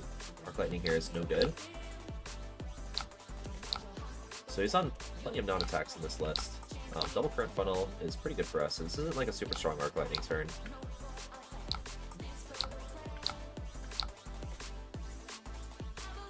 Do we have to block this? So we go to 3, take 1, we just block the sword. We can get zapped though, which is concerning.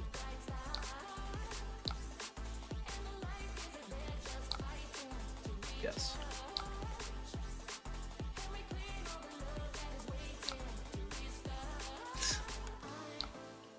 I don't know how this guy knows who I am. So let's block the Furnace here, I think. It sucks that he still has the Faceberg, for sure. Oh, wait, I know who this is. Never mind.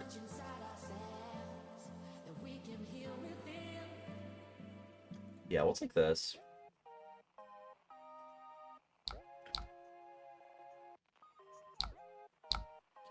What do we want to do about this Scorpio?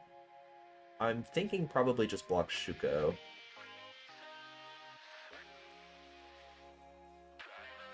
Yeah, I think that's what we'll do here.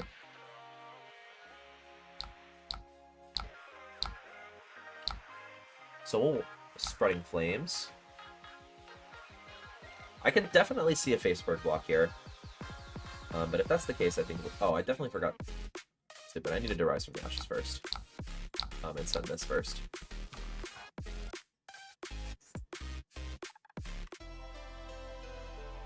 And I think we're probably going to break the Pouncing Lynx first chance we get.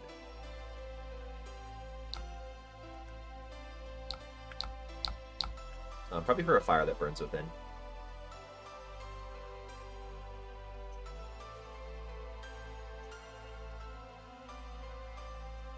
That seems like the play here. Lava Burst is 6, but Fire that Burns Within. We're going to be able to use up this resource. Go a little wider.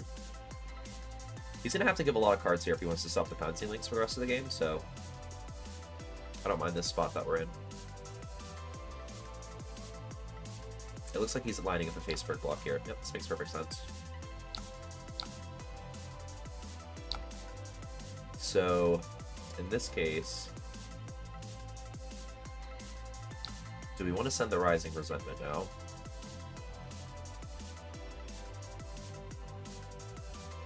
Or do we want a Searing Emberblade and potentially go for like a Phoenix Flame, Rising Resentment into Lava Burst? I think that's probably a little better. So we'll swing the Emberblade. We'll pick up a Flame.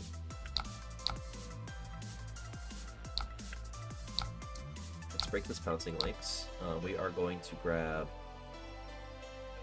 we don't need Salt the Wind, right? No. So he did give us 1, 2, 3, 5 cards. This Tenacity is going to be 7. So we definitely just grab Tenacity, right? He gave us 1, 2, 3, 4, 5. Yeah, let's grab Tenacity here. Nice, so this is exactly full. So we're going to grab another card here.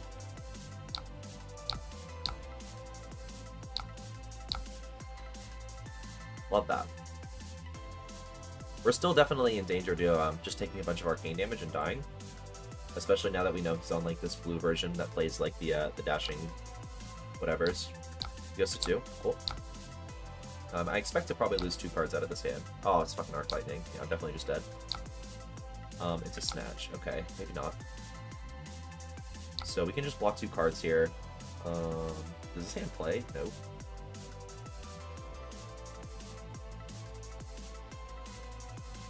I think we just block the Prowess, because if we draw a second... Yeah, just like this, I think. Yeah, definitely misplay. We lost 1 value on our boots this game. So we'll draw... Are you fucking kidding me, man? What is this? Well, we'll take some cards here. If nothing else. And it looks like his hand is just 2 blocks, so that means his Phoenix form is probably taking 2 cards. Or a card in armor. So that's pretty sweet for us. We do know he is on the Sigil of Suffering stuff, though. So, Snatch, yeah, I think this getting de-reacted is just going to close the game out. But, is that right? Yeah, I think so. This Saltuin's going to be probably just a Sword Swing. He's going to have to be able to shock us twice in his turn to close this out. But if he doesn't, I think we got it here.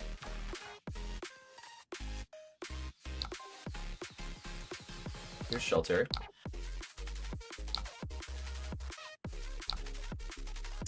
We're going to Fire the Burns Within. And we'll fly, pick the Flame. Don't love that. so that's not great for us, not having another Draconic attack here. Just gives him another chance to draw shocks or arcane damage. Just passes here, interesting. I'm definitely supposed to pick up 12 at the end of my turn there. Or at the end of his turn.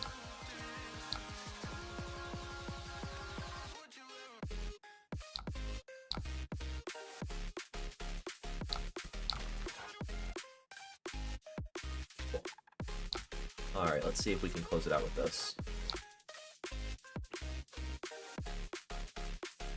What do you got for me?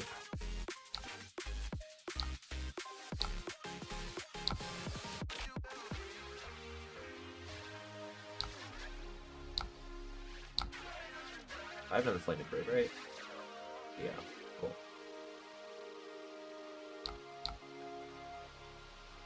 Yeah, it should be closed out with this one, because we're just gonna go super wide. Yeah, this is over. He does have one of the shocks here, so he was one off of killing me. Cool, GG. Yeah, definitely a rough game. We made a couple misplays here, but it's just fine. Like, I'll certainly never misplay in tournament. Alright, for the last deck of the night, I would love to... Where did it just go? I think I lost it. Alright, we're gonna load up this Gravy Bones list. I'm excited to play this. And this will just take us to the end of the stream. And yeah, we'll just see if we can get some games on this. And he already has all the sideboard notes, so that's pretty sweet.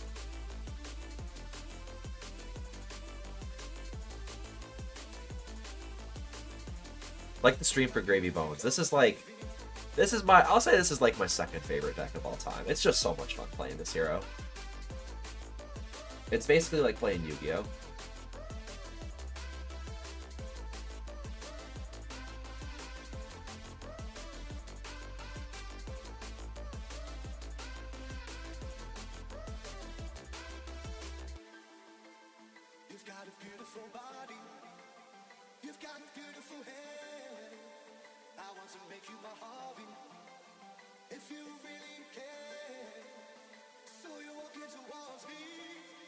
Still not private, is it?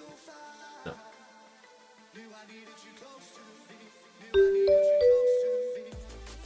I might be shooting myself in the foot here hosting on competitive CC, but I don't think so. Alright, we gotta get into Vincent.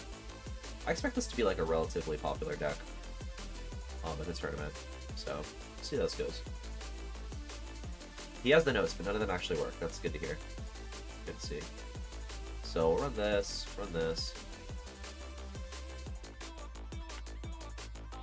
What else? We'll probably need this.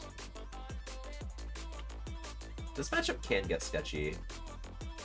But we're gonna run this. Sunken Charger seems pretty good. Just flip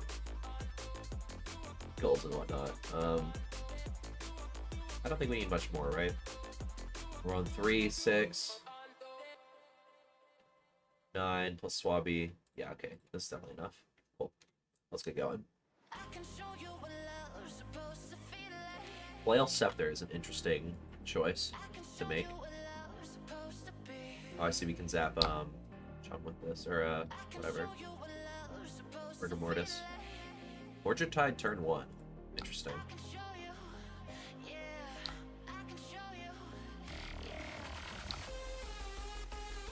Sure, man. Let's go back. Oh, okay, this makes more sense.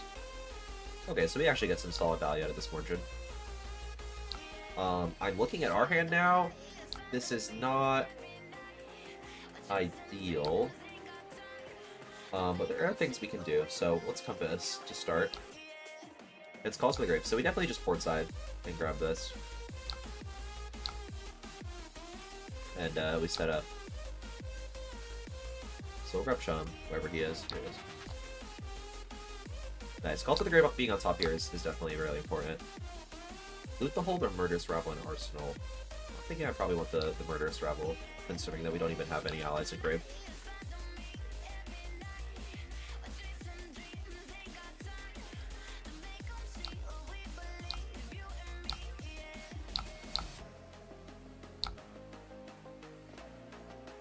Alright, this is sweet. Seeing this.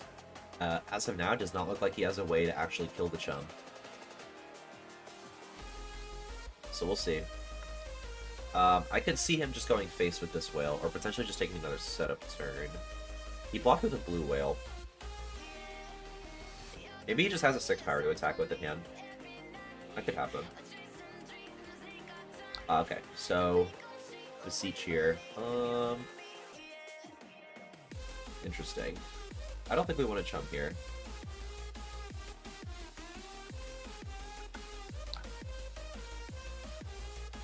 I think it's very important that we end up resolving this Tipple for our first gold. I expect this to go into the chump regardless.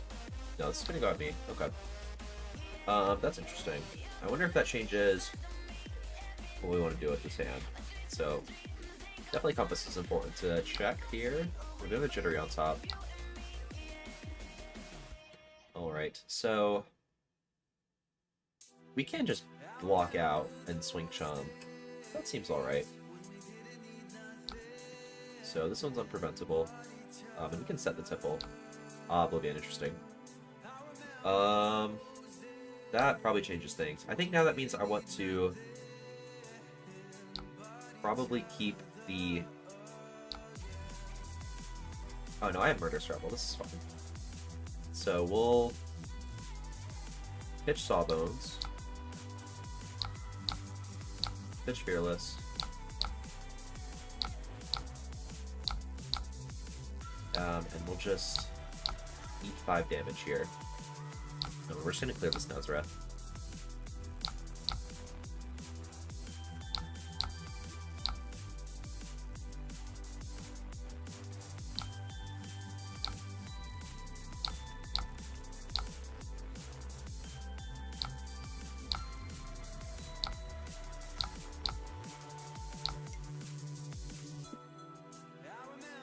Okay, interesting. If we see an ally on top here, I think this hand is pretty gas.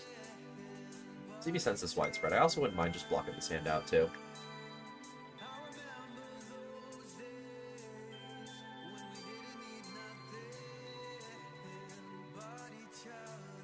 See what he's got for me. He's definitely tanking on this play. I don't blame him. Another Beseech here. So this could be a potential Crown of Providence angle as well. Machination's interesting. So I expect this to go face. Yep, it is going face. Let's... I don't think there's anything particularly important to flip yet. Oh, there is a yellow whale. Okay, so we're gonna tank this.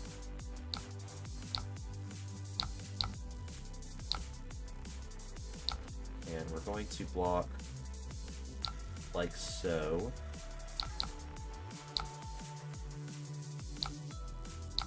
So we're going to flip his yellow whale.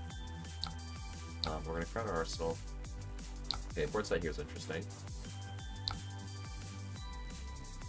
We'll see what he's got for us after this.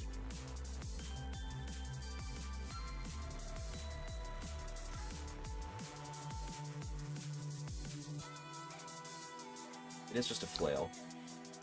Coming at me. Interesting. So what do we have on top here? We have an Oyston. That's pretty good. That means we can... I think I'm pretty comfortable just blocking with this ley line in that case. Or we could also just discard the ley line to port side and block our hook. Both good options. I think I like the line that makes it gold. So we're going to block the hook here. Addition Annihilation off of Destruction is interesting.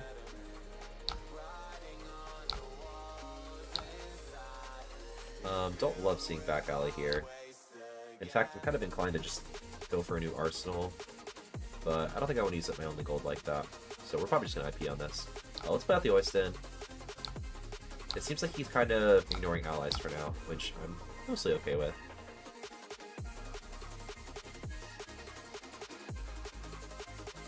What do you got for me, man?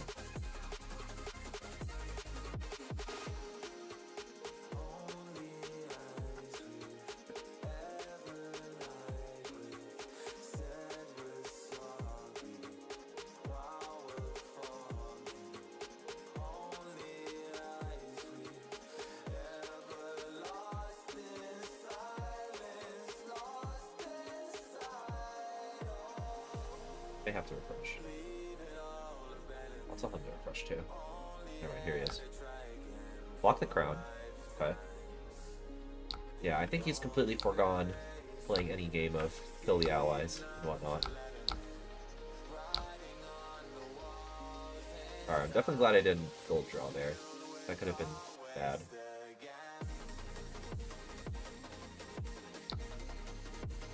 Interesting. So we see a Malefic here. I don't think I need to chum yet. Shadow Puppetry makes me feel like I want to chum, because he's been going face a lot. So we'll do that. We'll get the Scuba Engrave.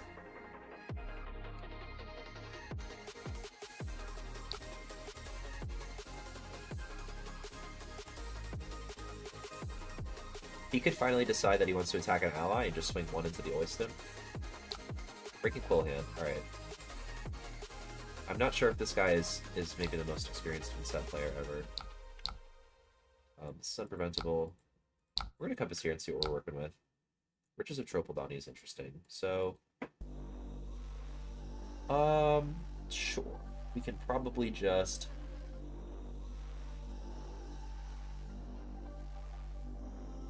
draw off gold. I think we'll probably CBL for me to flip. He does have a destruction. Alright, so we're going to AB2 here.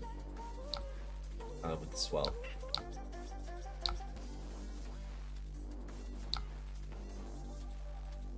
He does get Shadow Puppetry on it, which could be important. Let's see what he gets. Cull would be devastating. Okay, it's a reduce. But he does still have one more banish off of this. Also, I'm now considering that the top of my deck is just going to get banished, so not great losing Tropeldani here. But that's alright. This has to go into Oyston. That makes sense. Cool. So our turn's pretty simple. We're just gonna flip to Destruction, play out an Oyston, dare him to do something about it.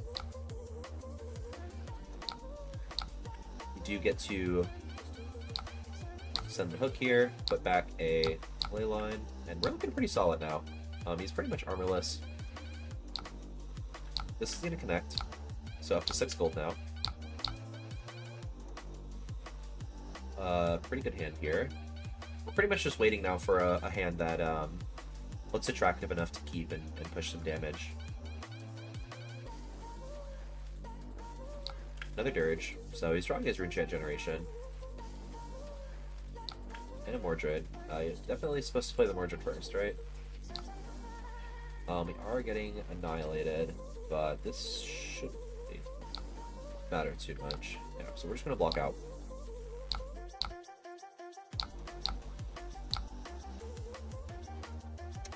What do I want to keep in deck? Probably the Fearless.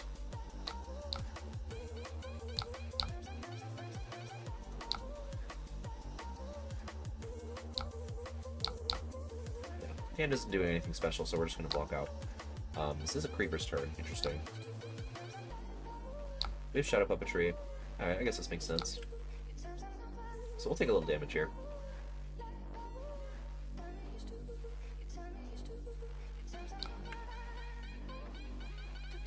As long as it's not like a Mauvrion Skies coming up next, I think we'll be alright.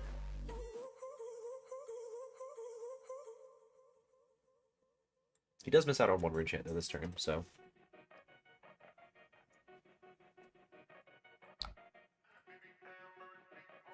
Okay, it's definitely well in hand. Yeah, bro, I think you missed the fact that you can't actually play. Yeah, alright, this is great testing, man. So I'll run it back.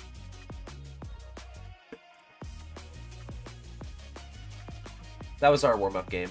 It seems like every Vincent I play against on Talishar, on stream at least, just like completely fumbles over themselves and ends up surrendering, which is unfortunate for testing purposes, but it is what it is.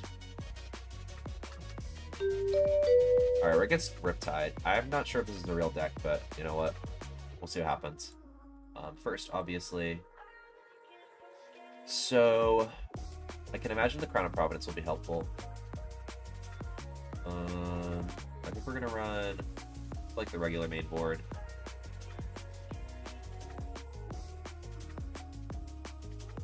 Something like this. See how it goes. Do I need a hedge board? I don't really think so.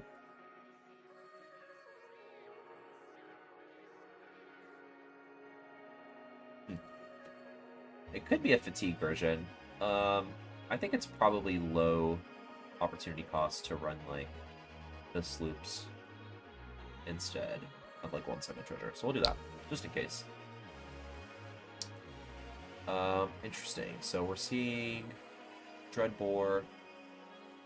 Yeah, okay. This looks like just a regular Riptide deck. Our turn one is completely broken, so we're gonna Loan Shark.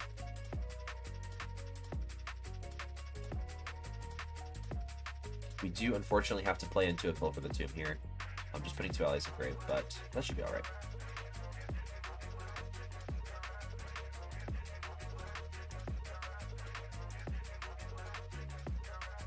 I don't know why it's taking so long for a Loan Shark to resolve.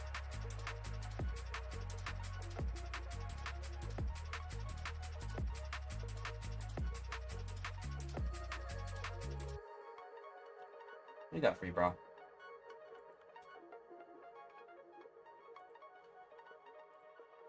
Hello? You there? What's going on, man?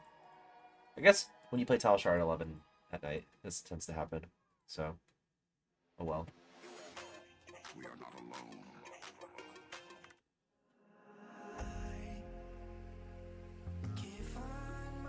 Oh, brother. Is this guy seriously not here? That's a shame.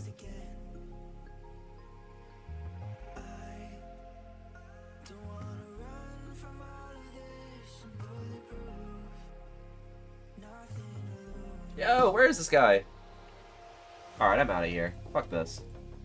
I didn't really want to play against Riptide anyways. Let's join someone else's game. This guy wants meta heroes. I wouldn't mind some testing into Jarl. So we're gonna run Mage Master looks good, Crown of Providence looks good. We're just gonna run the full like sideboard for fatigue. Which I believe looks something like this. I think I'd like max allies. What am I missing here? I guess not this. Sure. Alright. I'll have to consult well on exactly what the plan is. Why is Blood in the Water on my list? This was not meant to be. I'm going to send rematch because this isn't right.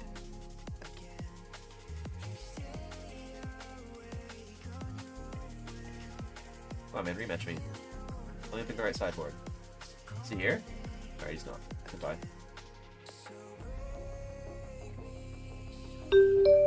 Run this up again. I don't know why this was in here. Doesn't make sense. When I click the Jarl list, does it actually put Blood in the Water in? Yeah, it does. That can't be right. You serious, Will? You want to play D-Reacts?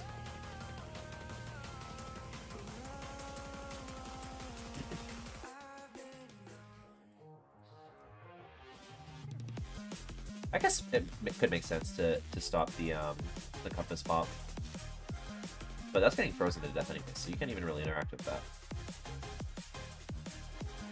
All right, somebody else have a lobby. Looking for best deck in the format. Well, I'm not fucking playing against Max, bro. Relax. All right, this is probably good testing. Here we go. So, yeah, let's run this up. Hello, right here. I hope he's here. Do something cheeky like this. This looks pretty solid. Probably the Sunken Treasure is good. This hand isn't anything super special. We'll look at the top. It's a sloop on top. So, yeah, we'll just set the tipple. I'm pretty down bad for... Okay, we're gonna CNC here. Let's check the top. It's another 12, so at least this sloop is live. Although, if we're blocking this out, it's really not.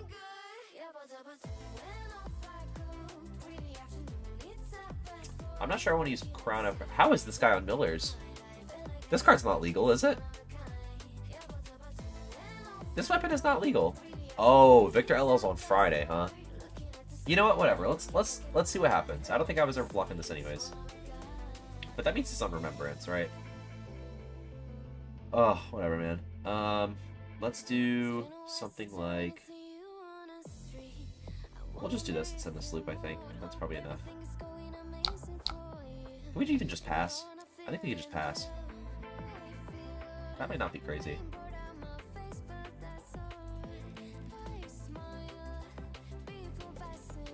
Someone tell this man this card's not legal. We're just gonna pass. See what happens.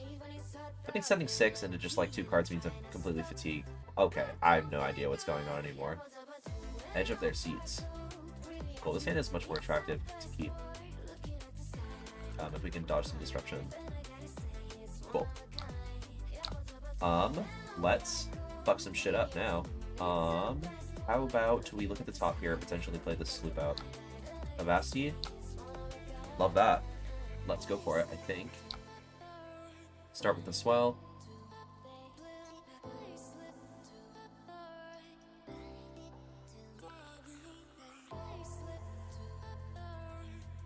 He's gonna Rampart. Makes sense. So...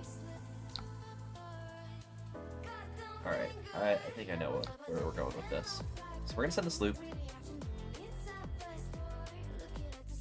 If this can grab a couple of blocks before I end up playing out the Rigor Mortis, I think we'll be in good shape. Nice. Love that. We do see a Scuba on top.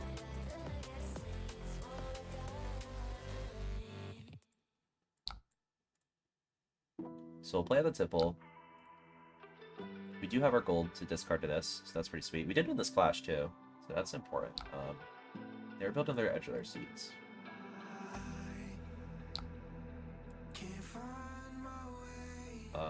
Hopefully we dodge a Pilfer the Tomb here. No block Jacques in action. What's up, babe? Thanks for joining the stream. Guys, this is my lovely girlfriend in the chat. Everyone be nice to her. We're gonna gravy here before we swing, just in case. Another tip is pretty sweet here. So we're gonna hook swing. I imagine we'll get some armor. And in that case, I think this is a successful turn cycle. Cool, so probably just grabbing a D-React as well. Yeah, here's the thing.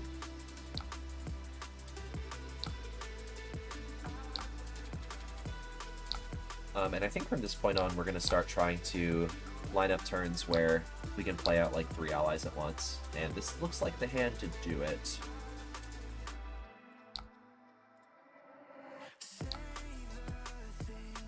Yeah, so fortunately, one ally is going to die.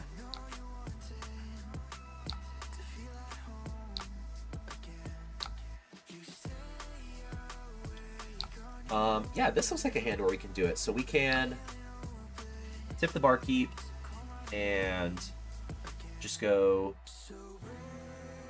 Scuba from Grave, Scuba from hand, Sawbone, set Call to the Grave. I don't mind that. And we get the Eye of Ophidia to opt. So let's do that. Play out this Scuba. We're gonna pop a Rum. We're gonna play a Scuba from hand. And then we're just gonna Sawbones from hand. And if this guy can clear 3 allies in one turn, I will cry. Let's keep Fearless on top. That seems pretty strong. But he's probably just gonna have to swing into the Sawbones first. Okay, unfortunately this hand... No, this hand is fine.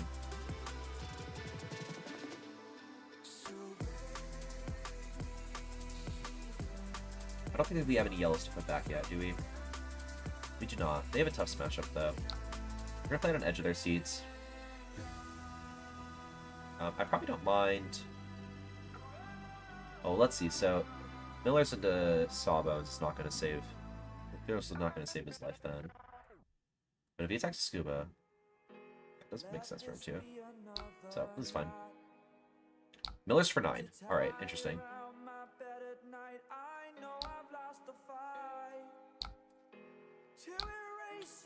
So do we want to call to the grave here for anything specific?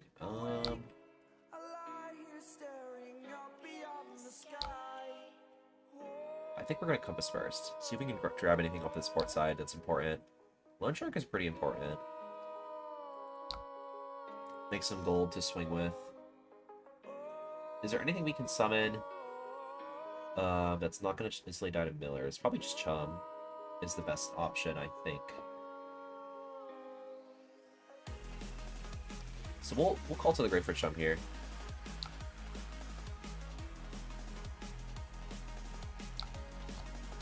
And do we want to overpitch for this? I think we probably might. And just set this port side. So let's do that.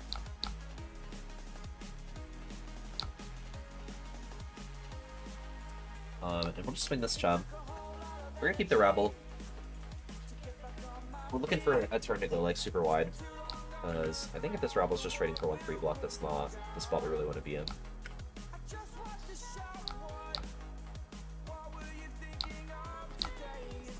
Nice. Leyline is exactly what we want to see here. Get these Scubas going.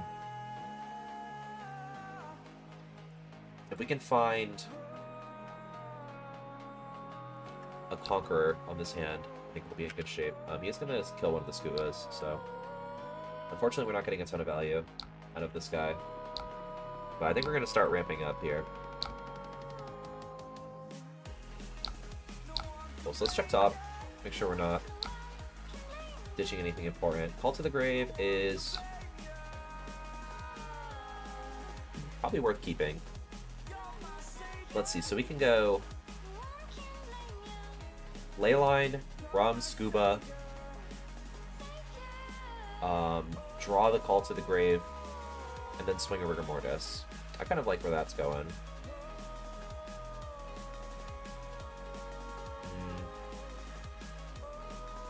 But I think we want a little... I think we probably want to save this Call to the Grave until we can summon like a bunch of threatening dudes at once.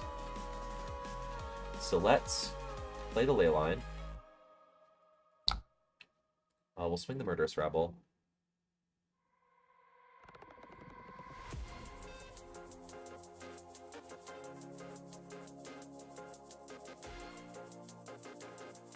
We'll see what he wants to give us for this here. I know this deck's on Ripple Away, so we're not gonna be able to just like hook and swing the Scuba. If we want to play around that. We do like a little damage here. Love that. Yeah, let's just swing the Scuba. I wouldn't really be surprised to see Ripple Away, but we do dodge it, which is nice. And we do have a gold online, so that's going to be very helpful. Our board is okay for now. We've got 3 ley lines to work with. I think definitely lining up 2 of those at least in the same hand is going to be very important for winning this game. We see a sink here. This edge of their seats is popping now. This starts at the action phase. Start a turn, so we're not going to be able to chum in response to that, importantly.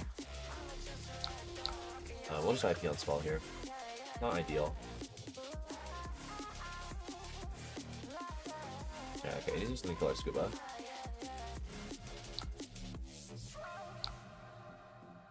Very well.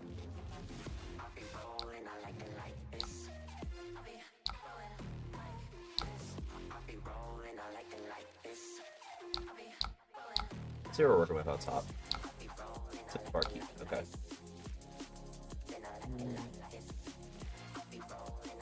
We're not in a position to really push a ton of damage, unfortunately. We haven't seen any Conquerors yet.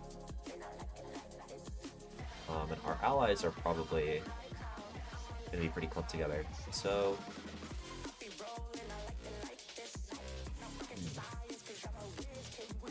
I think with this hand, I'd probably like to just play out this Call to the Grave, and I think just swing this Chum. So we'll do that.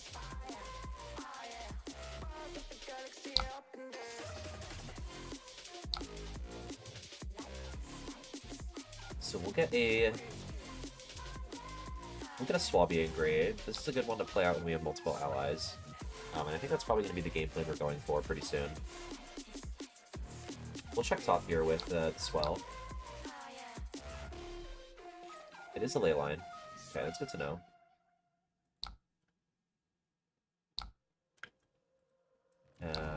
We could damage there. That's pretty sweet. Let this chump going in.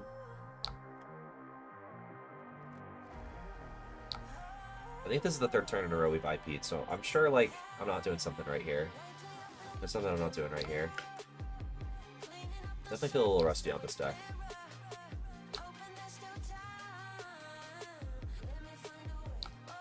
I don't think we're in a losing position yet, though.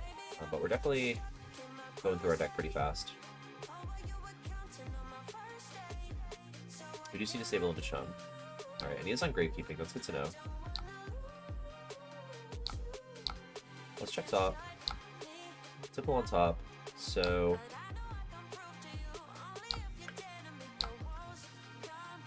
still not really looking at any, like... you know... necessarily, you know, ally. We don't really have great access to allies right now, which is not incredible to see. I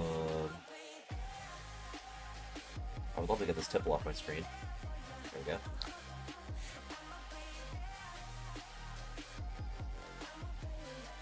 I think I'm just gonna crack the gold, and we're gonna do a little bit of gambling here. Don't try this at home, folks. We're gonna random banish, random head off the top here. Okay, yeah, that's probably about it. As you know, that's probably the expected outcome here. But we're hurt for allies right now. At least this hand, you know, if we see a couple soon, we'll be able to clear them out.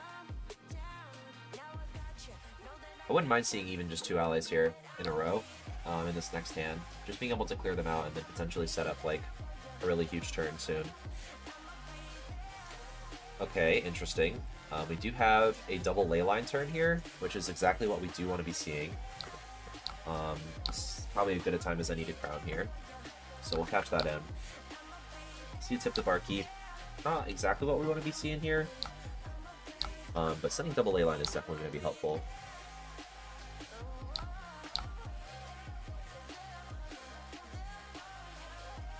Let's actually check what we have on top, because if things line up, we might even be able to... Oh, nice. So we're going to be able to... Oh, we can't double swing with this hand, right? Because... Well, let's see. So... We're definitely going to double leyline. And we're definitely going to play out this Tipple.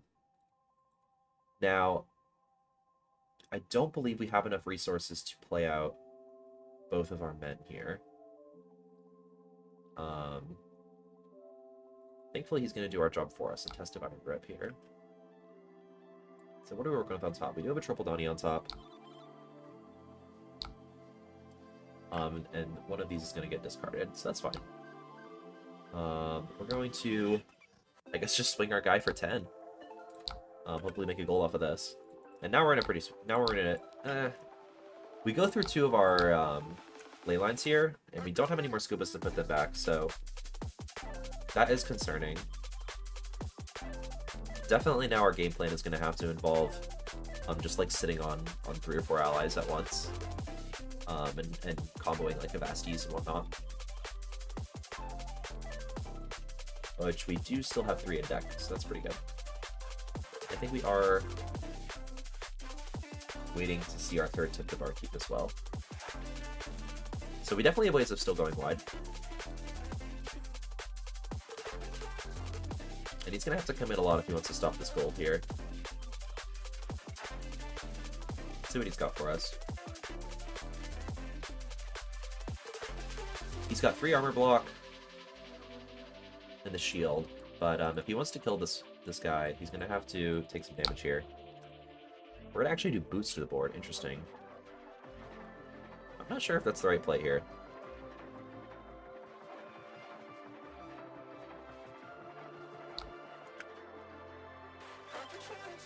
Ah, such response. Okay, that's a pretty good. That's a pretty good out to this.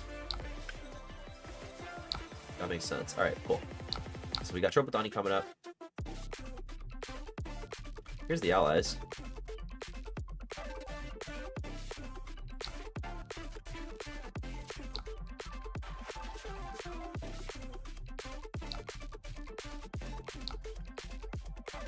This is a hand where I'd kind of like to see a like a port side. Let's see what we've got off the top here. Might want to reshuffle our deck before we do Gravy Bones. What have you got for me? Give no quarter, interesting. That's pretty good actually. So I can take that and we'll do just play out some men, and I think we'll use our Mage Master Boots. So we can do draw into Give No Quarter, pitch the Sawbones, or discard the Sawbones, Give No Quarter, Swabby Sawbones.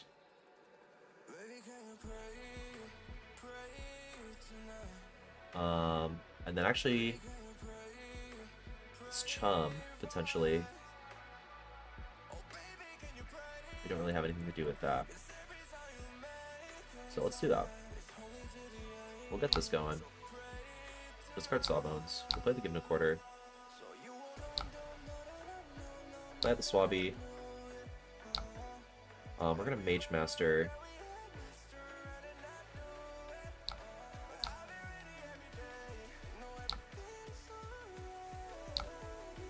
And we're gonna play out the Sawbones. It might actually be better here to play out the Rigor Mortis and eat up this Give No Quarter so that we can overpitch this Chum. There we go. And now we're sitting on a pretty impressive board state. We have the Call to the Grave to keep it rolling. We have a Gold Piss Rum here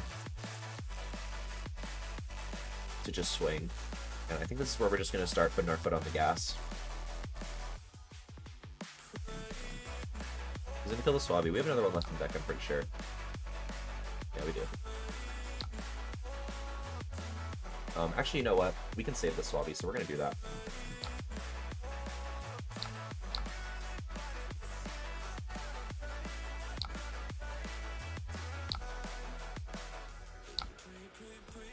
And I think our turn here is just going to be summon the last Rigor Mortis out of deck.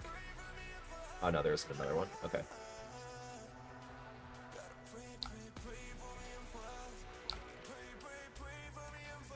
So let's check what's on top first before we shuffle. C4 Salvage, interesting. We can Loan Shark here. I think I'm going to call to the grave first. We're going to call. We're going to send a Sawbones. And then we're going to gold draw. We're looking for like an Avasti here. Tip is pretty good too. So we're going to keep this like this. And then we will Loan Shark. Play out Sawbones. We're going to Dead Threads.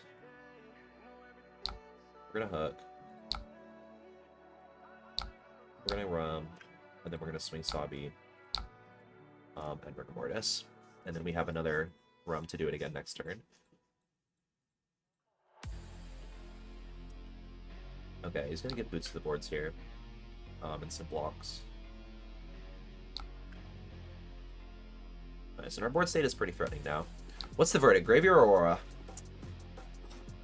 I'm not sure, man. And the thing is, it's not just Gravy or Aurora, but I also did just get the rest of my Phi deck in the mail today.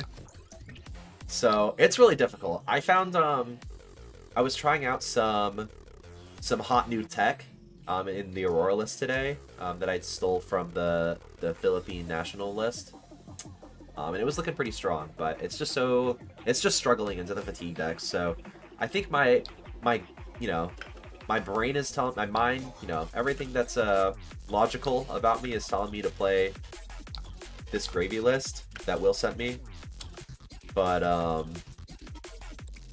my heart wants me to play Aurora. It's just so much fun. But I'm kind of shitting on this fatigue deck right now. What tech was it? It's let me pull it up. The card is called Promise of Plenty. It's a 2-block 3 attack, and it says when it's played from Arsenal, let's go again, and on hit it destroys, or not destroys it. It puts the top card in both players' arsenals. So pretty interesting. But it can like put block cards in the fatigue decks, arsenals. It can put like shreds or whatever in Huntsman. It's pretty interesting. Alright, what are we doing with this hand? So we have an Avasti on top, and we have a... and we have the Tippin Arsenal, so I think it's probably just going to be swing 3 allies, if we can help it. So we'll discard this, we'll play out this Oyston.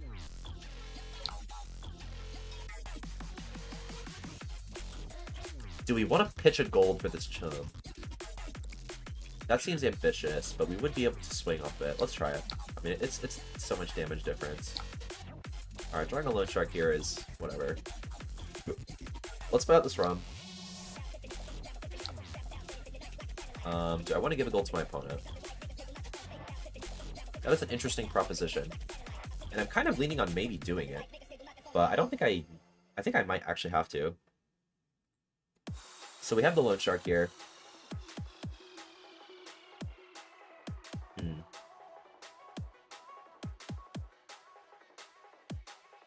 You know what, man, fuck it. Let's give a gold to our opponent and put the tip of our keep back.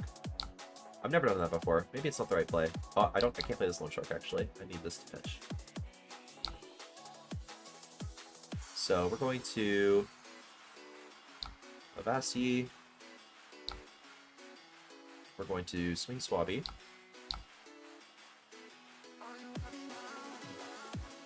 It's probably just put back the Conqueror to swing.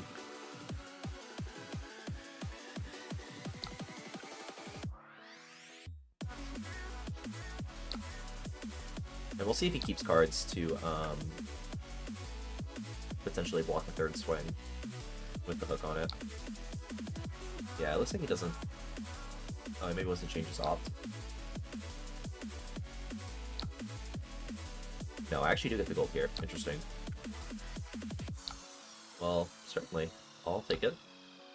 So we're going to Threads. We're going to Hook. We're going to Rum. We're going to swing over to Mortis. We do still have Whaler Humberdinck in deck too, which is important to note. Giving up the crown makes me want to set this Conqueror.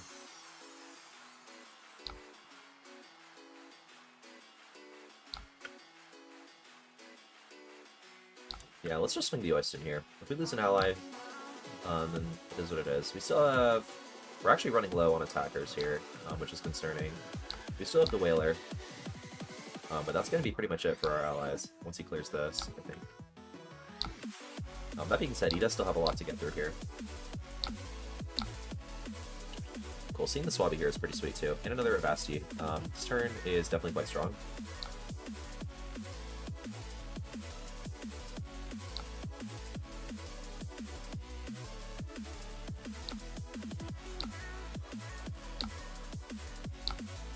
I think this is our first Conqueror we're playing out too, so... Let's see what we're drawing into. Just in case it's something we don't really want to play out. Interesting. Port side here makes it so that we can draw gold. Or we can play gold out. So we could go... No, I think I just need the blues to play this hand. Turn the stream back on, you summon an entire crew that can't be good. I don't know, man. I mean, like... When these fatigue decks are giving me this much space, it's just the way to go. So let's send the Conqueror here.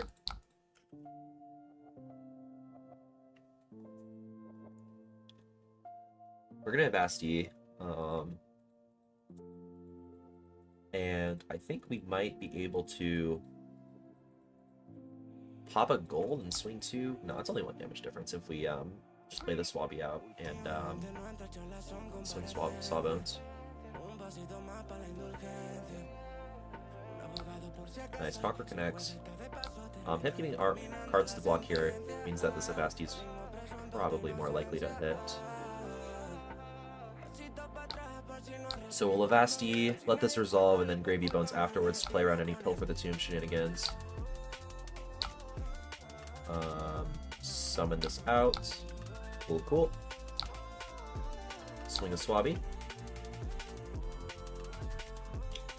Love this to connect so that we can get the hook activation.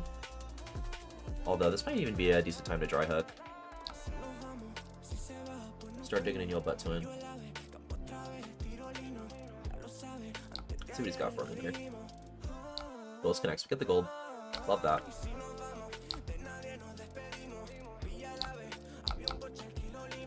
Death Thread's Hook. Broken Armor.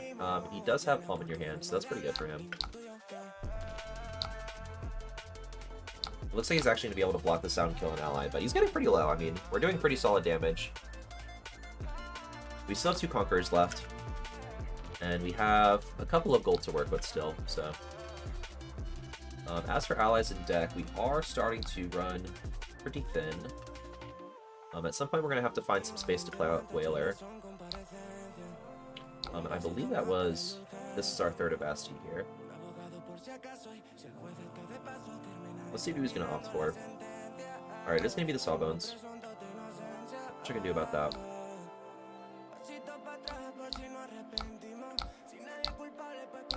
Let's see if there's anything we can dig for here to help us out. That's perfect. That's exactly what I want to see here. So we do... We're probably going to have to draw a couple times, so... The double swing. Please blue. Ooh, that's not good. Yeah, definitely don't like seeing that. So we can Avasti... Swing a Swabby. This could potentially be a dry hook angle.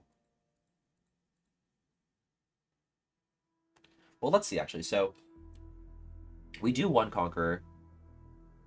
That leaves us with 1 floating. Yeah, and then the Swabby swing puts us down. So, I think it's probably a dry hook angle here. Let's Avasti first. And swing the Swabby. Actually, this could be a misplay too. If it didn't Conquer first.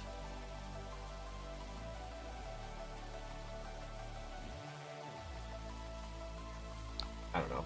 I'm losing it. We do still go 3 wide here, and we do connect on gold, so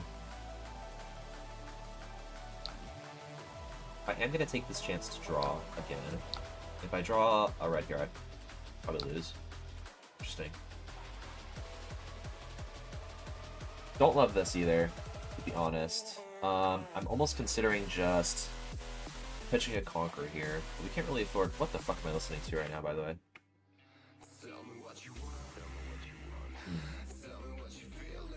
Yeah, let's go for the hook here. We'll just pitch this Whaler, and we'll probably just swing the Oyston. So, fortunately we do burn our gold here, which is really bad. But he's getting really low, so can't really take many more of these turns where I'm just, like, wailing on him, pun intended. And he is going to keep a card here to swing the hammer.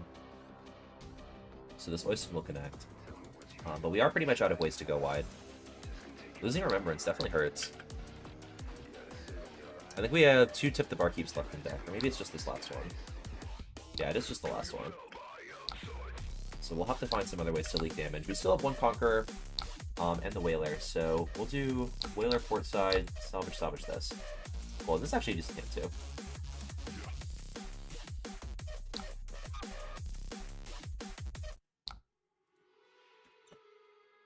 Let's see what we're working with on top. Tipple, interesting.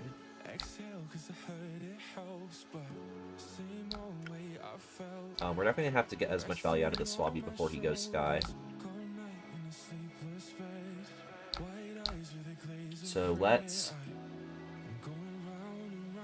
pitch into Trophaldani. We also have 1 Leyline left in deck, so probably keep this Murderous Rabble.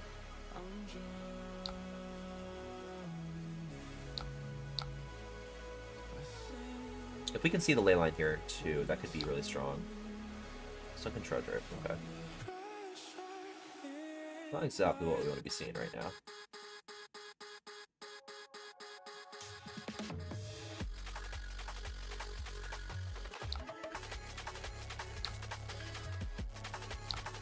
So let's...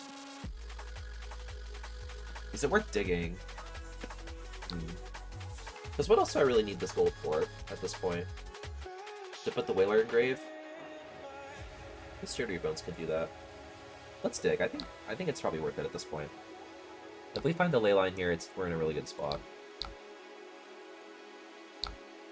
Awesome. I'm so good at the game. So we'll pop the Loan Shark. Pop the Threads. Pop the ley line. Yep, send the Rabble. Break line on top. Back alley break line on top. Okay. I believe we still have a Swell in deck. No, we don't. Okay. But we do have Call to the Raven deck, don't we? No, we don't. Okay.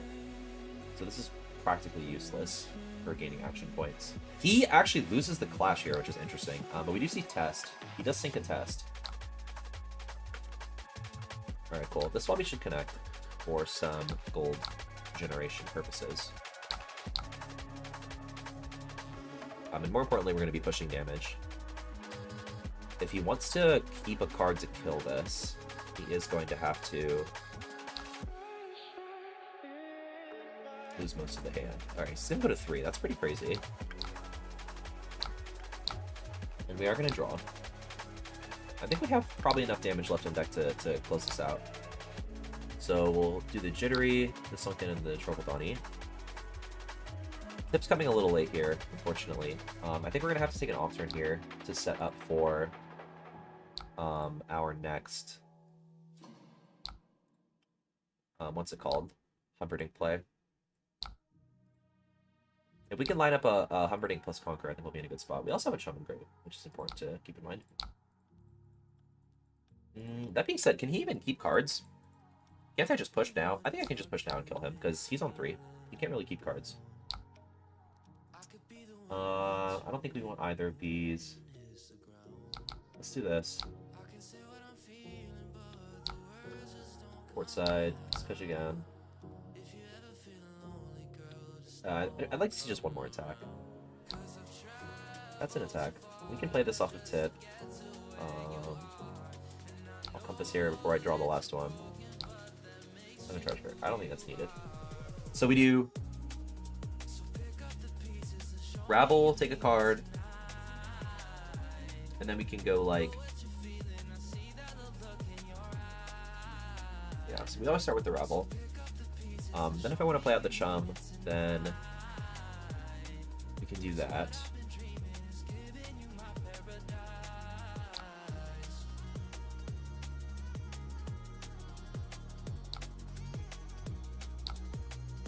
Although I don't think I need to play out the Chum at this point. So we're going to tip, and I think we are going to give him the gold here. Although, no, I don't think we can afford to do that.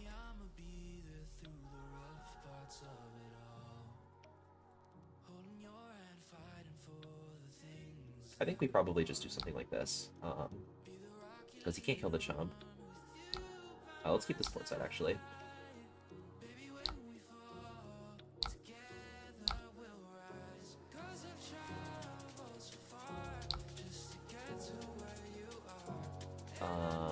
Oh, I fucking pitched it again. Sorry. So, pitch Fearless. And we will play out tip. No, thank you. We will Rum. Swing the Oyston.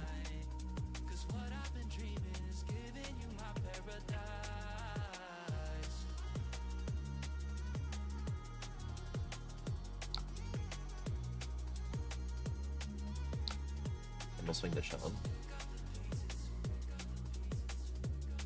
And now this Chum can't die, so that's pretty good for us. Although we don't actually have a way of, I think, swinging 2 allies in the same turn again. So it's probably just going to have to come down to, like, Conqueror plus...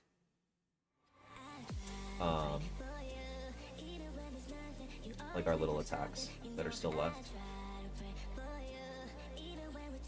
What are we putting on top of Pauper back up?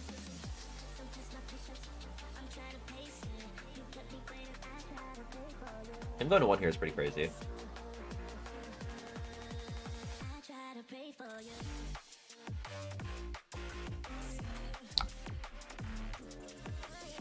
Banish 1, and the other will be put on top. You can have CNC.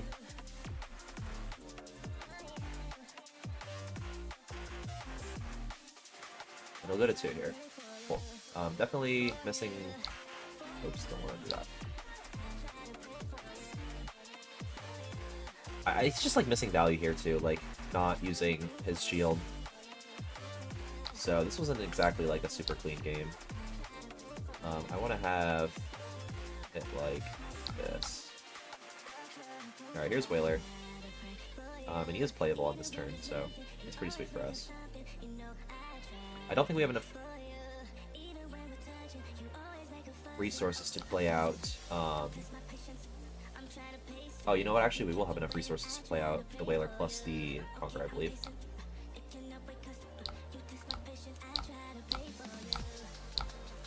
Cool. So we'll do this. Nice, and we should be 3 cards off of Conqueror. Yeah, there it is. So now we just draw up.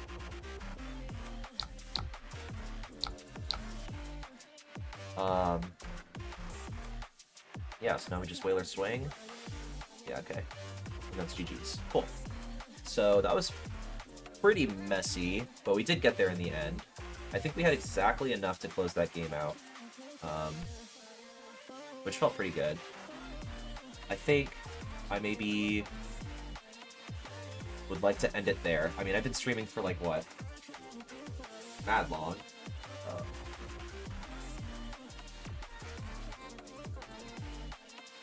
How long have I been streaming? It says 2 hours, but I don't believe that for a fact. Alright, so that's it. I still have no fucking clue what deck I want to bring. I guess I'll just have to make that decision tomorrow. Maybe I'll go live again. But until then, yeah, thanks for everyone who stopped by. Some people have been watching the replays, so if you are watching this all the way to the end, leave a comment like, eat my shorts. And yeah, that'll be awesome. I'll like those comments. So yeah.